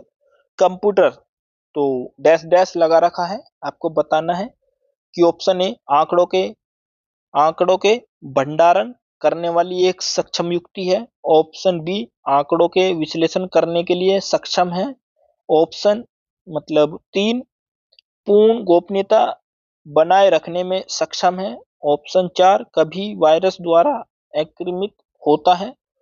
तो इसका आपको जवाब देना है। नीचे दिए गए कूट में से सही उत्तर का चयन करना है। जैसे ऑप्शन ए और 2, ऑप्शन बी 1 और 2 और तीनों, ऑप्शन सी 1 2 4, ऑप्शन डी सभी चारों। तो इसका आंसर आपको देना है। आपका टाइम स्टार्ट हो रहा है अब।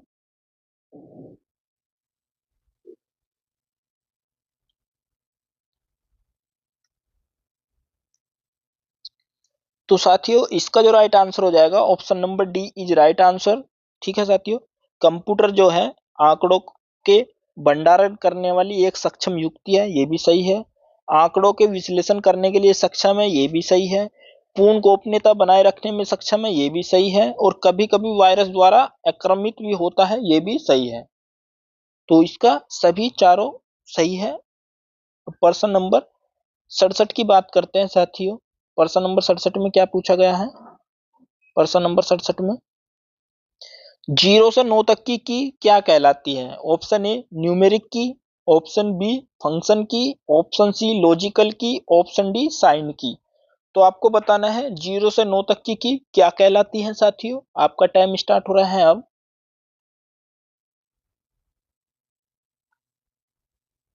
तो इसका जो राइट आंसर हो जाएगा साथियों 0 से 9 तक की जो की है वो आपका प्रश्न नंबर 67 का जो हो जाएगा option number A is right answer. Numeric की कहलाती है साथियों 0 से 9 तक की न्यूमेरिक की। और प्रश्न नंबर 68 की बात करते हैं। भारत का सर्वप्रथम कंप्यूटर विश्वविद्यालय कौन सा है? Option A Jawaharlal Nehru computer विश्वविद्यालय, option B Indira Gandhi computer विश्वविद्यालय, option C Abul Kalam computer विश्वविद्यालय, option D Rajiv Gandhi computer विश्वविद्यालय है। तो आपको टाइम मिल रहा है अब। टाइम दीजिए साथियों, जवाब दीजिए इस प्रश्न का।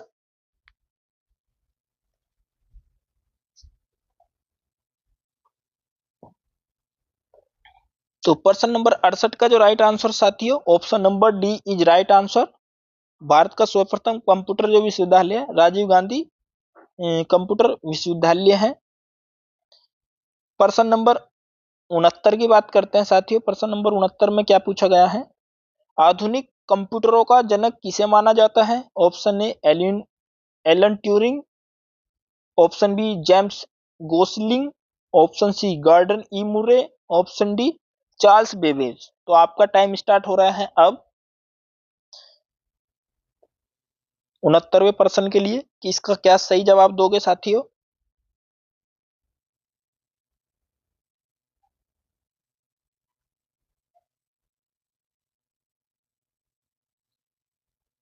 तो इसका जो राइट आंसर हो जाएगा साथियों, option number A is right answer. आधुनिक कंप्यूटरों का जनक जो माना जाता है साथियों, एलन ट्यूरिंग को माना जाता है।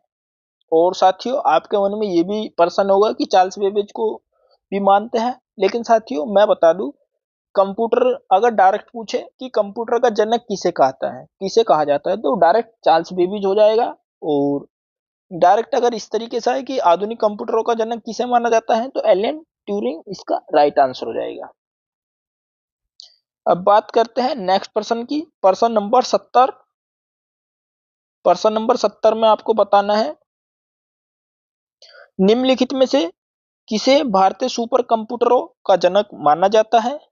तो निम्नलिखित में से किसे भारतीय संपूर्ण सुपर कंप्यूटर का जनक माना जाता है? Option A Vijay Bhatkar, option B Nandan Nilekani, option C Jayant Narlikar, option D R A Mashelkar, मतलब मासेलकर, मतलब मासेलकर है इसका, आर ए मासेलकर। आपका टाइम स्टार्ट हो रहा है अब। लगातार कंटिन्यू क्लास ले रहा हूँ साथियों, तो थोड़ा सा हो जाता है बोलने में, गला भी सूख रहा है। आप लोगों के लिए काफी मेहनत हम कर रहे हैं। आपको तो लगता होगा कि ये टाइम पास हो रहा है, लेकिन हम टाइम पास नहीं करते हैं। तो 70वें प्रश्न का आंसर हो जाएगा, राइट आंसर हो जाएगा साथियों, निम्नलिखित में से भारतीय सुपर कंप्यूटर का जनक जो माना जाता है, option number A is right answer. Vijay Bhatkar को भारतीय सुपर कंप्यूटर का जनक माना जाता है, विजय भाटकर को। प्रश्न नंबर 71 की बात करते हैं साथियों। किस पीढ़ी के कंप्यूटर भारी वैक्यूम ट्यूब आधारित और महंगे थे? तो आपको बताना है किस पीढ़ी के कंप्यूटर भारी वैक्यूम ट्यूब आधारित और महंगे थे। ऑप्शन ए चौथी पीढ़ी, ऑप्शन बी पांचवी पीढ़ी, ऑप्शन सी पहली पीढ़ी, ऑप्शन डी तीसरी पीढ़ी। तो इसका जवाब देना है साथियों आपको 71वें प्रश्न का। तो इसका जो राइट आंसर हो जाएगा साथियों, option number C is right answer. C is right answer हो जाएगा आपका। जो है साथियों, किस पीढ़ी के कंप्यूटर भारी वैक्यूम ट्यूब आधारित और महंगे थे, तो वो पहली पीढ़ी के थे। प्रश्न नंबर 72 की बात करते हैं साथियों। पहला भारतीय कंप्यूटर सर्वप्रथम कब और कहां लगाया गया था? तो ये आपको बताना है। ऑप्शन ए इंडियन सांख्यिकीय संस्थान Kolkata, option B Indian institute of fashion technology Delhi, option C Indian institute of commerce Bangalore, option D Indian technology संस्थान कोलकाता। आपका टाइम स्टार्ट है अब। बताना है आपको पहला भारतीय कंप्यूटर सर्वप्रथम कब और कहां लगाया गया था।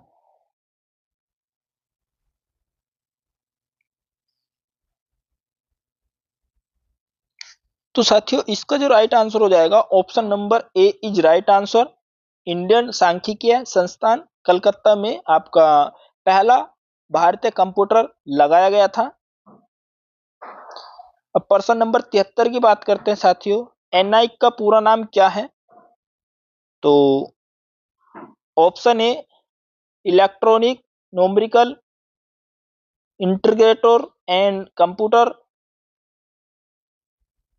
ऑप्शन बी इलेक्ट्रॉनिक नेशनल इम्प्लेम एंथनेशन associated company, option C electronic number integrator and automatic code, option D enlarge numeral integrator automatic card. तो आपको इसका जवाब देना है साथियों। इसका जो फुल फॉर्म क्या हो जाएगा, 73 का।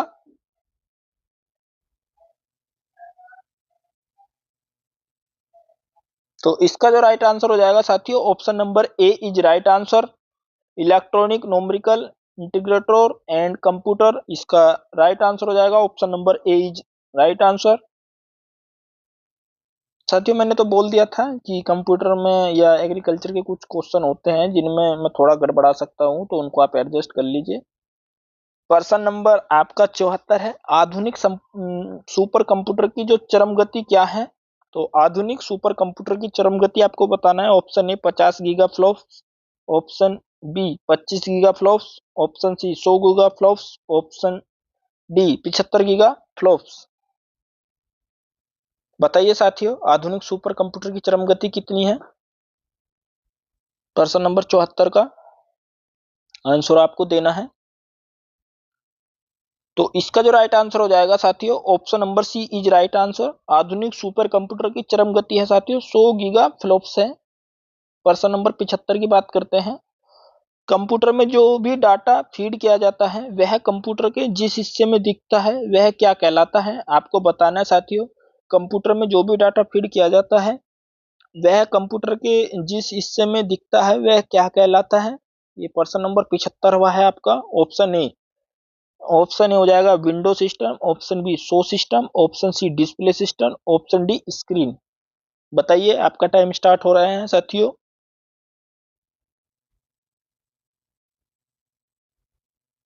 तो इसका जो राइट आंसर हो जाएगा आपका option number D is right answer. Computer में जो भी डाटा फीड किया जाता है वह कंप्यूटर के जिस हिस्से में दिखता है वह साथियों स्क्रीन कहलाता है। प्रश्न नंबर 76 की बात करते हैं। आउटपुट क्या है।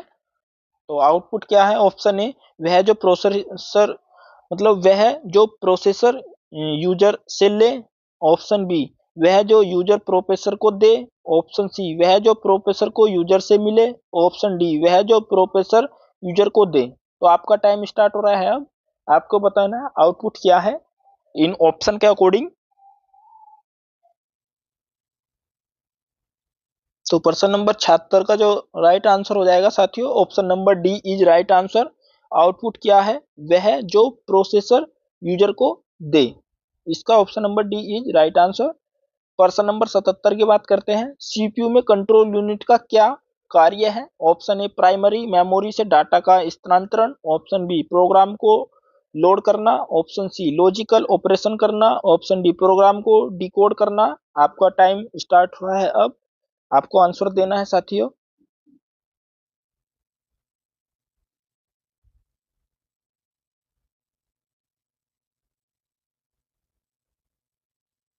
तो इसका जो राइट आंसर हो जाएगा साथियों सीपीयू में कंट्रोल यूनिट का जो कार्य है 77वें प्रश्न का option number D is right answer. CPU में कंट्रोल यूनिट का कार्य है प्रोग्राम को डिकोड करना। प्रश्न नंबर 78 की बात करते हैं साथियों। कीबोर्ड मॉनिटर कैबिनेट के घटक। तो कीबोर्ड मॉनिटर और कैबिनेट किसके घटक है आपको बताना है साथियों। तो option A keyboard hardware, option B storage unit, option C control unit, option D computer software. बताना है कि कीबोर्ड मॉनिटर के जो कैबिनेट है वो किसके घटक है। 78वें प्रश्न का आंसर देना है साथियों। तो इसका जो राइट आंसर हो जाएगा साथियों option number A is right answer. Keyboard monitor और कैबिनेट साथियों कंप्यूटर हार्डवेयर के घटक है। कंप्यूटर का भी मैंने जो है आपका पर्सन इतना आसान नहीं रखा है, और जिसने तैयारी कर रखी होगी तो उसको साथियों काफी बढ़िया पर्सन लग रहे होंगे। जो भी साथी मॉक टेस्ट को देगा उसका दिल खुश हो जाएगा। और थोड़ा बहुत अगर क्वेश्चन कम भी रहेंगे कोई बात नहीं, आप परेशान ना होना, लेकिन मैं आपको बिल्कुल ऐसे ऐसे पर्सनों से अवगत करा दूंगा जिनकी आपने कल्पना भी नहीं की होगी कि ऐसे पर्सन भी आपके पेपर में आ सकते हैं, और हूबहू ऐसे ही पर्सन आपको देखने को मिल सकते हैं। तो ऑप्शन नंबर पर्सन नंबर आपका 79 की बात करते हैं। फ्लॉपी डिस्क किस प्रकार की मेमोरी से संबंध रखती है। तो फ्लॉपी जो डिस्क है किस प्रकार की मेमोरी से संबंध रखती है। Option A internal, option B external, option B volatile, option D A और बी। आपका टाइम स्टार्ट हो रहा है अब। तो साथियों ऑप्शन नंबर मतलब प्रश्न नंबर 79 का हो जाएगा, फ्लॉपी डिस्क जो किस प्रकार की मेमोरी से संबंध रखती है साथियों, एक्सटर्नल बोलते हैं उसको। Option number B is right answer हो जाएगा इसका। फ्लॉपी डिस्क किस प्रकार की मेमोरी से संबंध रखती है, एक्सटर्नल बोलते हैं उसको।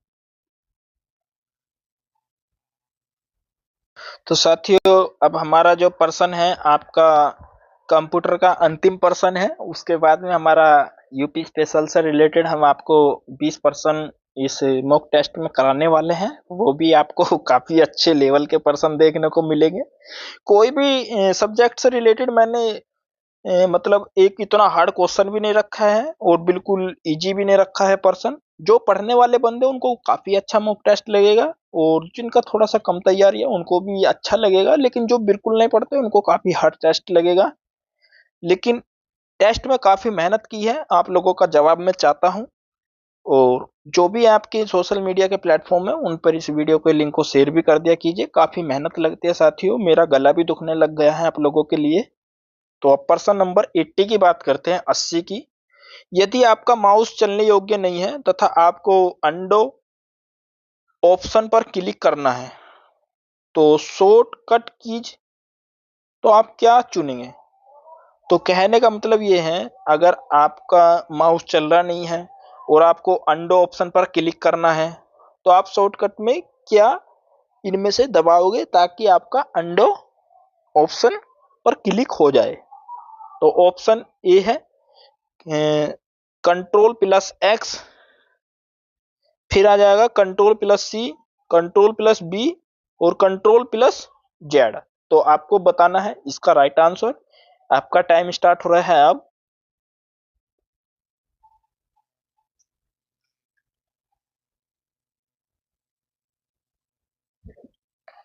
तो साथियों इसका जो राइट आंसर हो जाएगा option number D is right answer.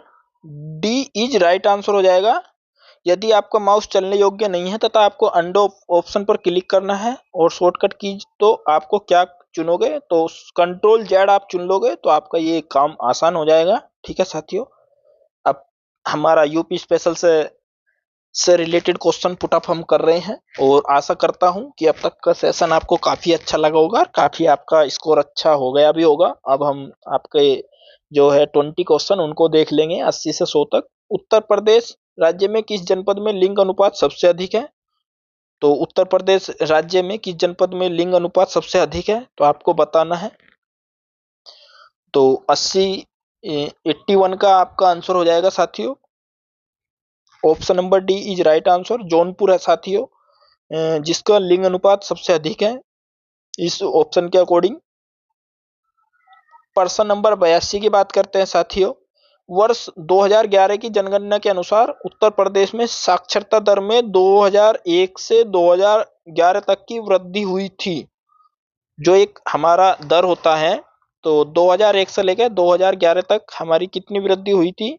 Option A 11.45%, option B 14.45%। साथियों पॉइंट के बाद में डायरेक्ट अपनी संख्या बोलते हैं, ऐसे बोलते हैं जैसे ऑप्शन नंबर सी 13.45%, इस तरीके से बोलते हैं, लेकिन मैं डायरेक्ट बोल रहा हूँ आप समझ जाइए। ऑप्शन नंबर डी है 14.54%। तो इसका राइट आंसर आपको देना है कि जो 2001 से लेकर 2011 तक में कितनी परसेंट की वृद्धि हुई थी साक्षरता दर में। तो आपका 82वें जो है क्वेश्चन का आंसर आपको चुनना है, और इसका जो राइट आंसर हो जाएगा साथियों option number A is right answer. 11.45% की वृद्धि हुई थी 2001 से लेकर 2011 तक में। अब बात करते हैं साथियों प्रश्न नंबर 83 की 83 की। उत्तर प्रदेश में राज्य पोषण मिशन संबंधित है। ऑप्शन ए विकलांग कल्याण से, ऑप्शन बी शहरी विकास से, ऑप्शन सी कुपोषण से, ऑप्शन डी कौशल विकास से। तो बताना है उत्तर प्रदेश में राज्य पोषण मिशन जो संबंधित है इनमें से किससे संबंधित है। प्रश्न नंबर 83 का आंसर देना है आपको।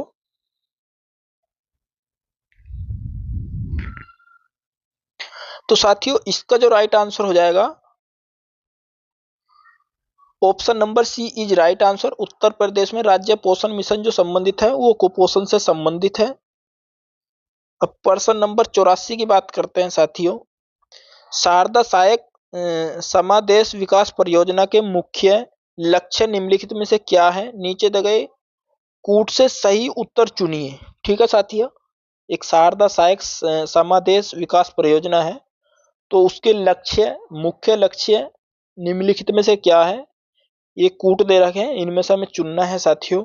ऑप्शन मतलब ये हमारे कूट दे रखे हैं। कूट एक है हमारा, फर्स्ट जो पहला नंबर है कृषि उत्पादन बढ़ाना, दूसरा नंबर है बहुफसली खेती द्वारा भूमि उपयोग के प्रारूप को बदलना, और इसका थर्ड ऑप्शन है भू प्रबंधन का सुधार करना। ठीक है साथियों, अब हमें इसके कूट बताने हैं। ऑप्शन ए केवल एक, ऑप्शन बी केवल एक और दो, ऑप्शन सी केवल दो और तीन, ऑप्शन डी उपयुक्त सभी तीनों।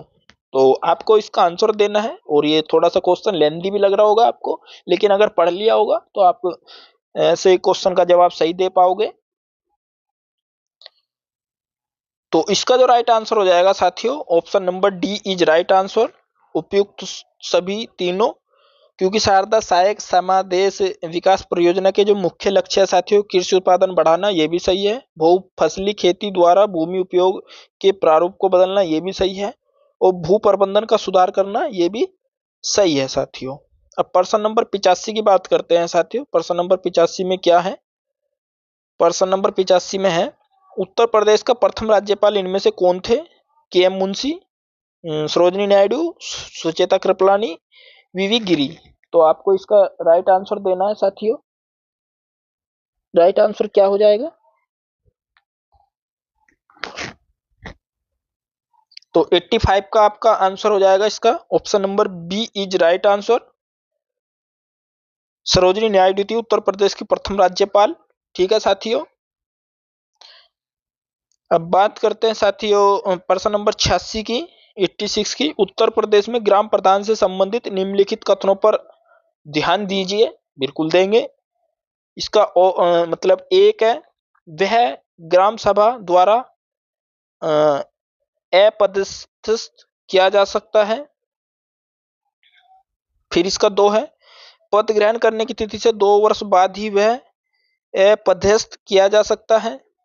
फिर तीन में क्या कह रहा है? वह साधारण बहुमत से अपदस्थ किया जा सकता है। फिर आपका चार में है, वह 2/3 बहुमत से अपदस्थ किया जा सकता है। तो अब आपको इसका सही आंसर देना है, इन कथनों में से चुनना है आपको। ऑप्शन ए एक, दो और तीन सही है, ऑप्शन बी एक, दो और चार सही है, ऑप्शन सी एक और दो सही है, ऑप्शन डी एक और चार सही है। तो आपको टाइम मिल रहा है अब, और जवाब भी आपको देना है साथियों। दीजिए।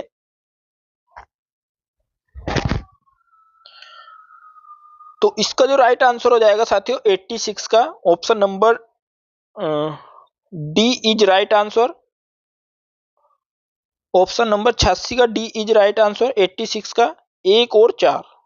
तो साथियों हमें एक और चार किस किस कौन कौन से सही है? एक तो हमारा एक सही है और एक हमारा चार सही है। ठीक है साथियों, अब हमें देखना है कि क्या है सही।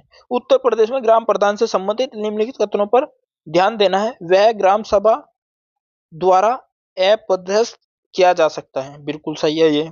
और वह 2/3 बहुमत से अपदस्थ किया जा सकता है, ये भी सही है। बाकी हमारे दोनों ऑप्शन गलत है। ठीक है साथियों, ये इस तरीके से ऐसे प्रश्न का आंसर किया जाता है, ये आपको ध्यान रखना है। मैं आपको बिल्कुल हार्ड से हार्ड क्वेश्चन की तरफ लेके आया हूं, और आपको लग रहा है भी होगा कि यार ये कैसे प्रश्न दे दिए इन्होंने। लेकिन साथियों आपको इजी तैयारी नहीं, आपको हार्ड तैयारी करनी है। जब हार्ड तैयारी करोगे तो आपको इजी ऑटोमेटिक सही हो जाएगा। तो निम्नलिखित कथनों पर विचार करना है आपको साथियों। कथन ए है, भारत के कुछ राज्यों में दूसरा सदन नहीं है। ठीक है। फिर कारण है आर, उत्तर प्रदेश में द्विसदनीय विधान मंडल है। ठीक है। अब हमें नीचे दी गई कूट का प्रयोग कर सही उत्तर का चयन करना है। ऑप्शन ए और दोनों सत्य है तथा आर व्याख्या ए की। ठीक है साथियों। फिर बी में है, ए तथा आर दोनों सत्य है किंतु आर सही है व्याख्या, मतलब किंतु आर सही व्याख्या नहीं है ए की। ठीक है।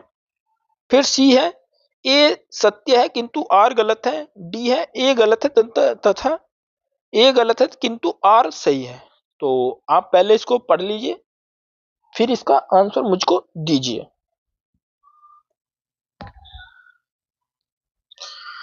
तो साथियों 87 का जो क्वेश्चन का आंसर हो जाएगा साथियों, 87 का आपका बी ऑप्शन ई राइट आंसर। ठीक है साथियों, तो इसमें क्या है, ए तथा आर दोनों सत्य है किंतु आर सही व्याख्या नहीं है ए की।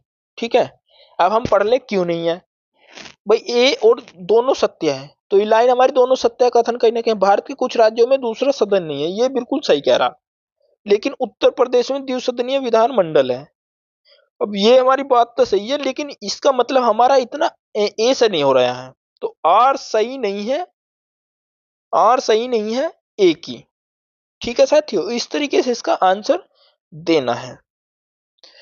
प्रश्न नंबर 88 की बात करते हैं, नीचे दिए गए युगों में से कौन सा सुमेलित नहीं है। एक तरफ नगर दे रखे हैं, एक तरफ स्थानीय निकाय दे रखे हैं। ठीक है साथियों, तो जैसे ऑप्शन नंबर ए लखनऊ, ऑप्शन नंबर ए लखनऊ के सामने छावनी परिषद लिख रहा है, और बी में कानपुर, कानपुर के सामने नगर निगम लिख रहा है, सी में गाजियाबाद, गाजियाबाद के सामने नगर पालिका परिषद लिख रहा है, और डी है काकोरी, काकोरी के सामने नगर पंचायत लिख रहा है। तो इसका आंसर देना है आपको साथियों 88% का। तो कौन सा सुमेलित नहीं है आपको बताना है। तो इसका जो राइट आंसर हो जाएगा साथियों, option number C is right answer, क्योंकि जो लखनऊ में है छावनी परिषद बिल्कुल सही है, कानपुर में नगर निगम ये भी सही है, काकोरी में नगर पंचायत ये भी सही है, लेकिन गाजियाबाद में नगर पालिका परिषद नहीं है साथियों, नगर निगम ही है, उसमें भी क्या है नगर निगम है। तो इसका ऑप्शन नंबर सी इज इस पर्सन के अकॉर्डिंग सही है। बाकी हमारे वैसे तो गलत ऑप्शन पूछ रहा है कि ये सही नहीं है, यही सही नहीं है, बाकी हमारे ये सही है, ये सही है, ये सही है, बाकी गाजियाबाद हमारा ऑप्शन गलत है क्योंकि वो सही नहीं पूछ रहा है, और जबकि हमारे 3 सही है। तो ऐसा भ्रमित नहीं होना है साथियों ऐसे प्रश्न में। तो प्रश्न नंबर 89 की बात करते हैं साथियों। प्रश्न नंबर 89 में क्या है, उत्तर प्रदेश में Lalit Kala Akademi national academy of art क्षेत्रीय केंद्र कहां पर स्थित है। Option A Allahabad, option B Lucknow, option C Aligarh, option D Kanpur. बताना साथियों 89 का आंसर। आपका टाइम स्टार्ट हो रहा है, आप आशा करता हूं सभी इसका आंसर देंगे। तो उत्तर प्रदेश में Lalit Kala Akademi national academy of art क्षेत्रीय केंद्र जो स्थित है साथियों। तो इसका जो राइट आंसर हो जाएगा option number B is right answer, Lucknow में स्थित है साथियों। उत्तर प्रदेश मतलब ललित कला अकादमी लखनऊ में स्थित है। प्रश्न नंबर 90 की बात करते हैं। उत्तर प्रदेश में पंडित दीनदयाल उपाध्याय पशु चिकित्सा विज्ञान विश्वविद्यालय एवं गो अनुसंधान संस्थान कहां पर स्थित है। Option A Gorakhpur, option B Meerut, option C Lucknow, option D Mathura.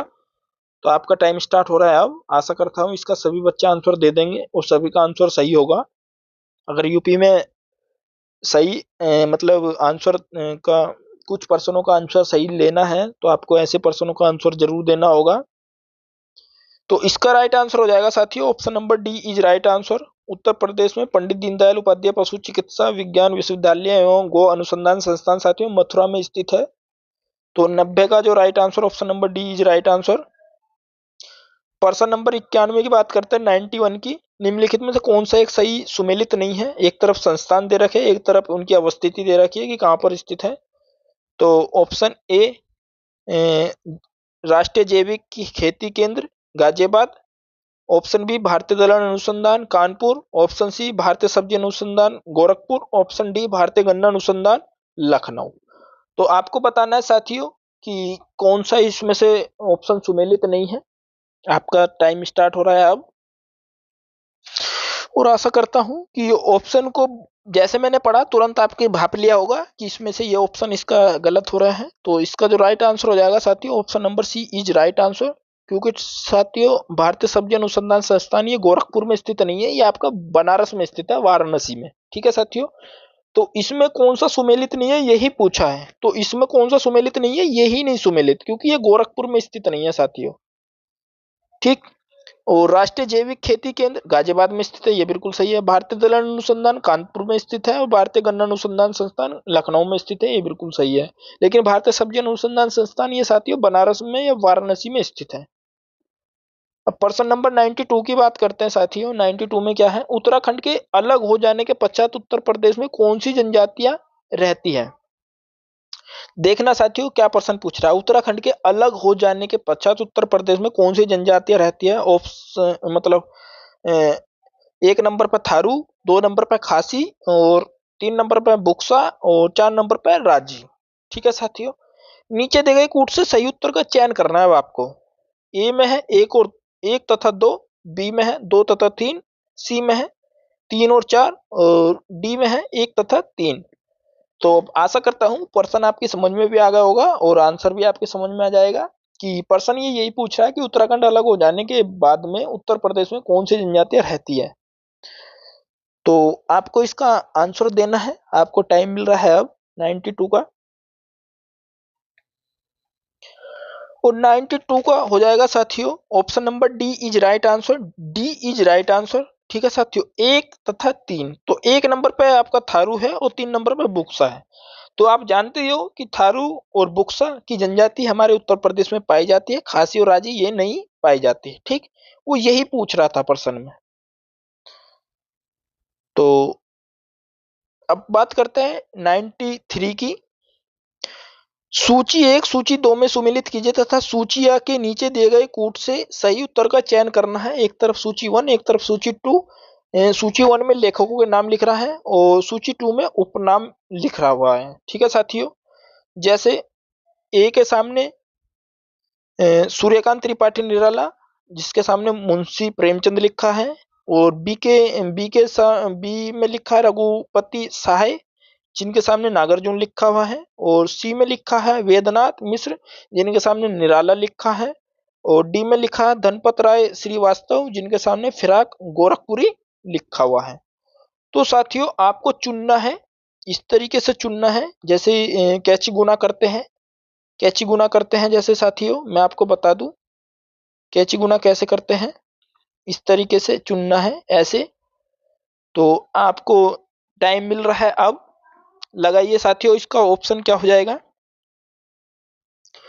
तो 93 का आपको जवाब देना है। यूपी में मैंने इतना आसान क्वेश्चन रखे नहीं है। तो साथियों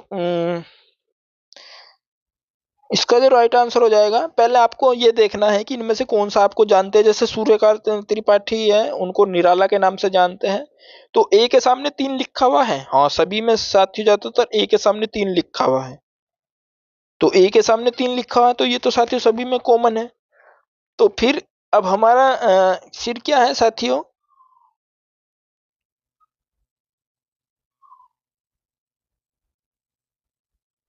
फिर साथियों रघुपति को साथियों फिराक गोरखपुरी के नाम से जानते हैं। रघुपति साय को फिराक गोरखपुरी, इसका हो जाएगा चार। ठीक है साथियों, रघुपति साय को किस नाम से जानते हैं, फिराक गोरखपुरी के नाम से। और फिर साथियों ये है वेदनाथ मिश्र। वेदनाथ मिश्र को साथियों नागार्जुन के नाम से जानते हैं। और फिर हमारा क्या बचा, धनपत राय श्रीवास्तव, उनको बोलते हैं साथियों मुंशी प्रेमचंद। तो इस तरीके से आपका option number C is right answer हो जाएगा। इस पर्सन का सही जवाब 93 का आपको कर लेना है। प्रश्न नंबर 94 की बात करते हैं। इनमें से कौन सा उत्तर प्रदेश का लोक नृत्य नहीं है। Option A Ramlila, option B Raslila, option C Ahir नृत्य, ऑप्शन डी गिद्धा नृत्य। तो आपको टाइम मिल रहा है अब, आपको जवाब देना है साथियों। तो उत्तर प्रदेश का लोक नृत्य नहीं है, option number D is right answer. D is right answer हो जाएगा साथियों इसका। गिद्धा नृत्य नहीं है उत्तर प्रदेश का, जबकि रामलीला भी है, रासलीला भी है और अहिर नृत्य भी है। ठीक है साथियों, डी इज राइट आंसर, ये नहीं है आपका उत्तर प्रदेश का लोक नृत्य। प्रश्न नंबर 95 की बात करते हैं साथियों। 95 में क्या पूछा गया है, ये भी लेंदी क्वेश्चन आ गया आप लोगों के सामने। सूची एक और सूची दो को सुमेलित कीजिए तथा उत्तर का चयन सूची के नीचे दिए गए कूट से कीजिए। एक तरफ है सूची जिसमें मेले लिखे हुए हैं और सूची टू है जिसमें आयोजन स्थल लिखे हुए हैं। ठीक है साथियों, ये साथियों इस तरीके के प्रश्न मैंने इसलिए डाल दिए हैं, इनमें प्रश्नों की संख्या काफी हो रही है हमारे, और हमारे पेपर की दृष्टि से हमारे लिए ठीक है, क्योंकि अभी हम मॉक टेस्ट कर रहे हैं, तो मॉक टेस्ट का मतलब है कि हमें ज्यादा से ज्यादा जानकारी हासिल करना और सही जानकारी हासिल करना। ठीक है साथियों।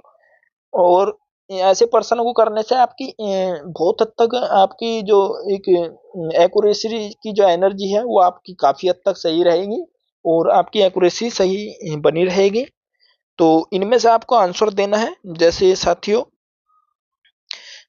अब आपको इसका जवाब देना है। जैसे मैं बहुत अच्छे तरीके से जानता हूं कि जो नौचंदी है आपका वो मेरठ से संबंधित है।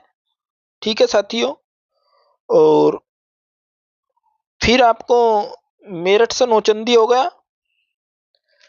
फिर आपको जो बताना है साथियों, इसमें से और कौन सा हो सकता है।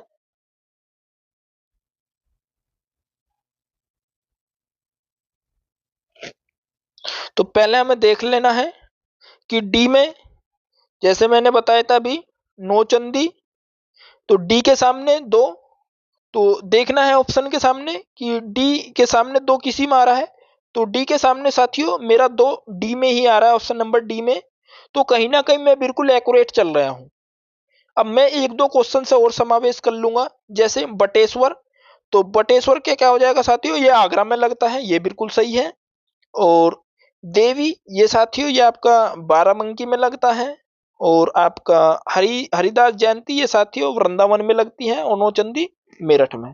तो वैसे भी आपको पता चल जाएगा, अगर आपको एक दो ऑप्शन है तो आप इस तरीके से याद करोगे तो आपको 100% आपकी एक्यूरेसी हो जाएगी। जैसे मैंने नौचंदी से भी पकड़ लिया था ये मेरठ, तो मुझे तुरंत आंसर मिल गया था। तो इसका राइट आंसर डी हो जाएगा साथियों। प्रश्न नंबर 96 की बात करते हैं और धीरे धीरे हम इस मॉक टेस्ट की समाप्ति की तरफ भी बढ़ रहे हैं। और काफी टाइम हमें हो गया है मेहनत करते हुए, इसमें बोलते हुए। कुशीनगर बौद्धों के लिए महत्वपूर्ण स्थान है।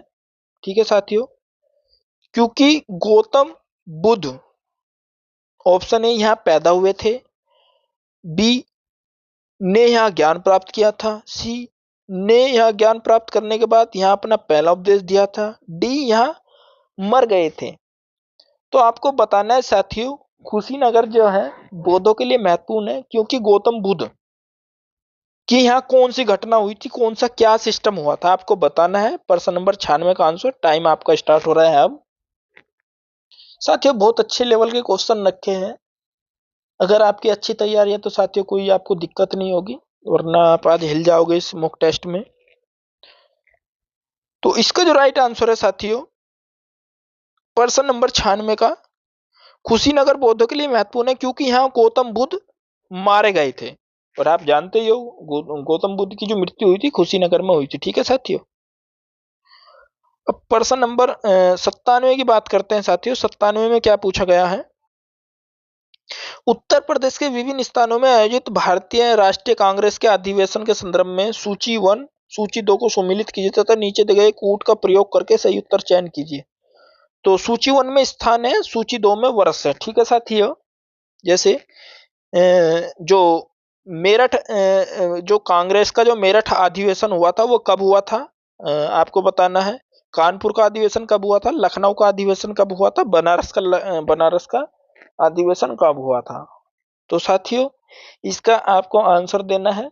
जैसे साथियों मैं मेरे समझ में कुछ आ रहा है आपका।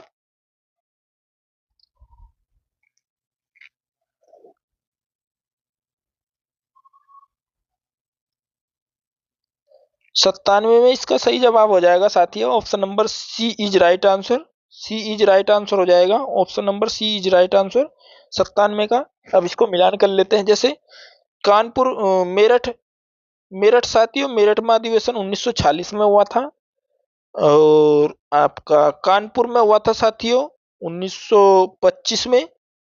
और लखनऊ में हुआ था साथियों 1916 में। और बनारस में हुआ था साथियों 1905 में। मैंने साथियों लखनऊ वाले अधिवेशन से पकड़ लिया था, लेकिन फिर भी मैं थोड़ा सा हल्का सा कंफ्यूज हो रहा था कि मैं देख लूं कि ए और किसी ऑप्शन में तो नहीं है, तो बी में था, इसलिए मैं थोड़ा सा इसमें रुका था थोड़ी देर के लिए। लेकिन अब मुझको पक्का समझ में आ गया कि कौन सा अधिवेशन किस सन में हुआ था और किस जनपद में हुआ था। तो ये का राष्ट्रीय कांग्रेस भारतीय राष्ट्रीय कांग्रेस के अधिवेशन हुए थे। और जनपदवार किस सन में कौन से, ये आपको ध्यान रखने हैं। ये इसी से आपको कई प्रश्न मिल रहे हैं।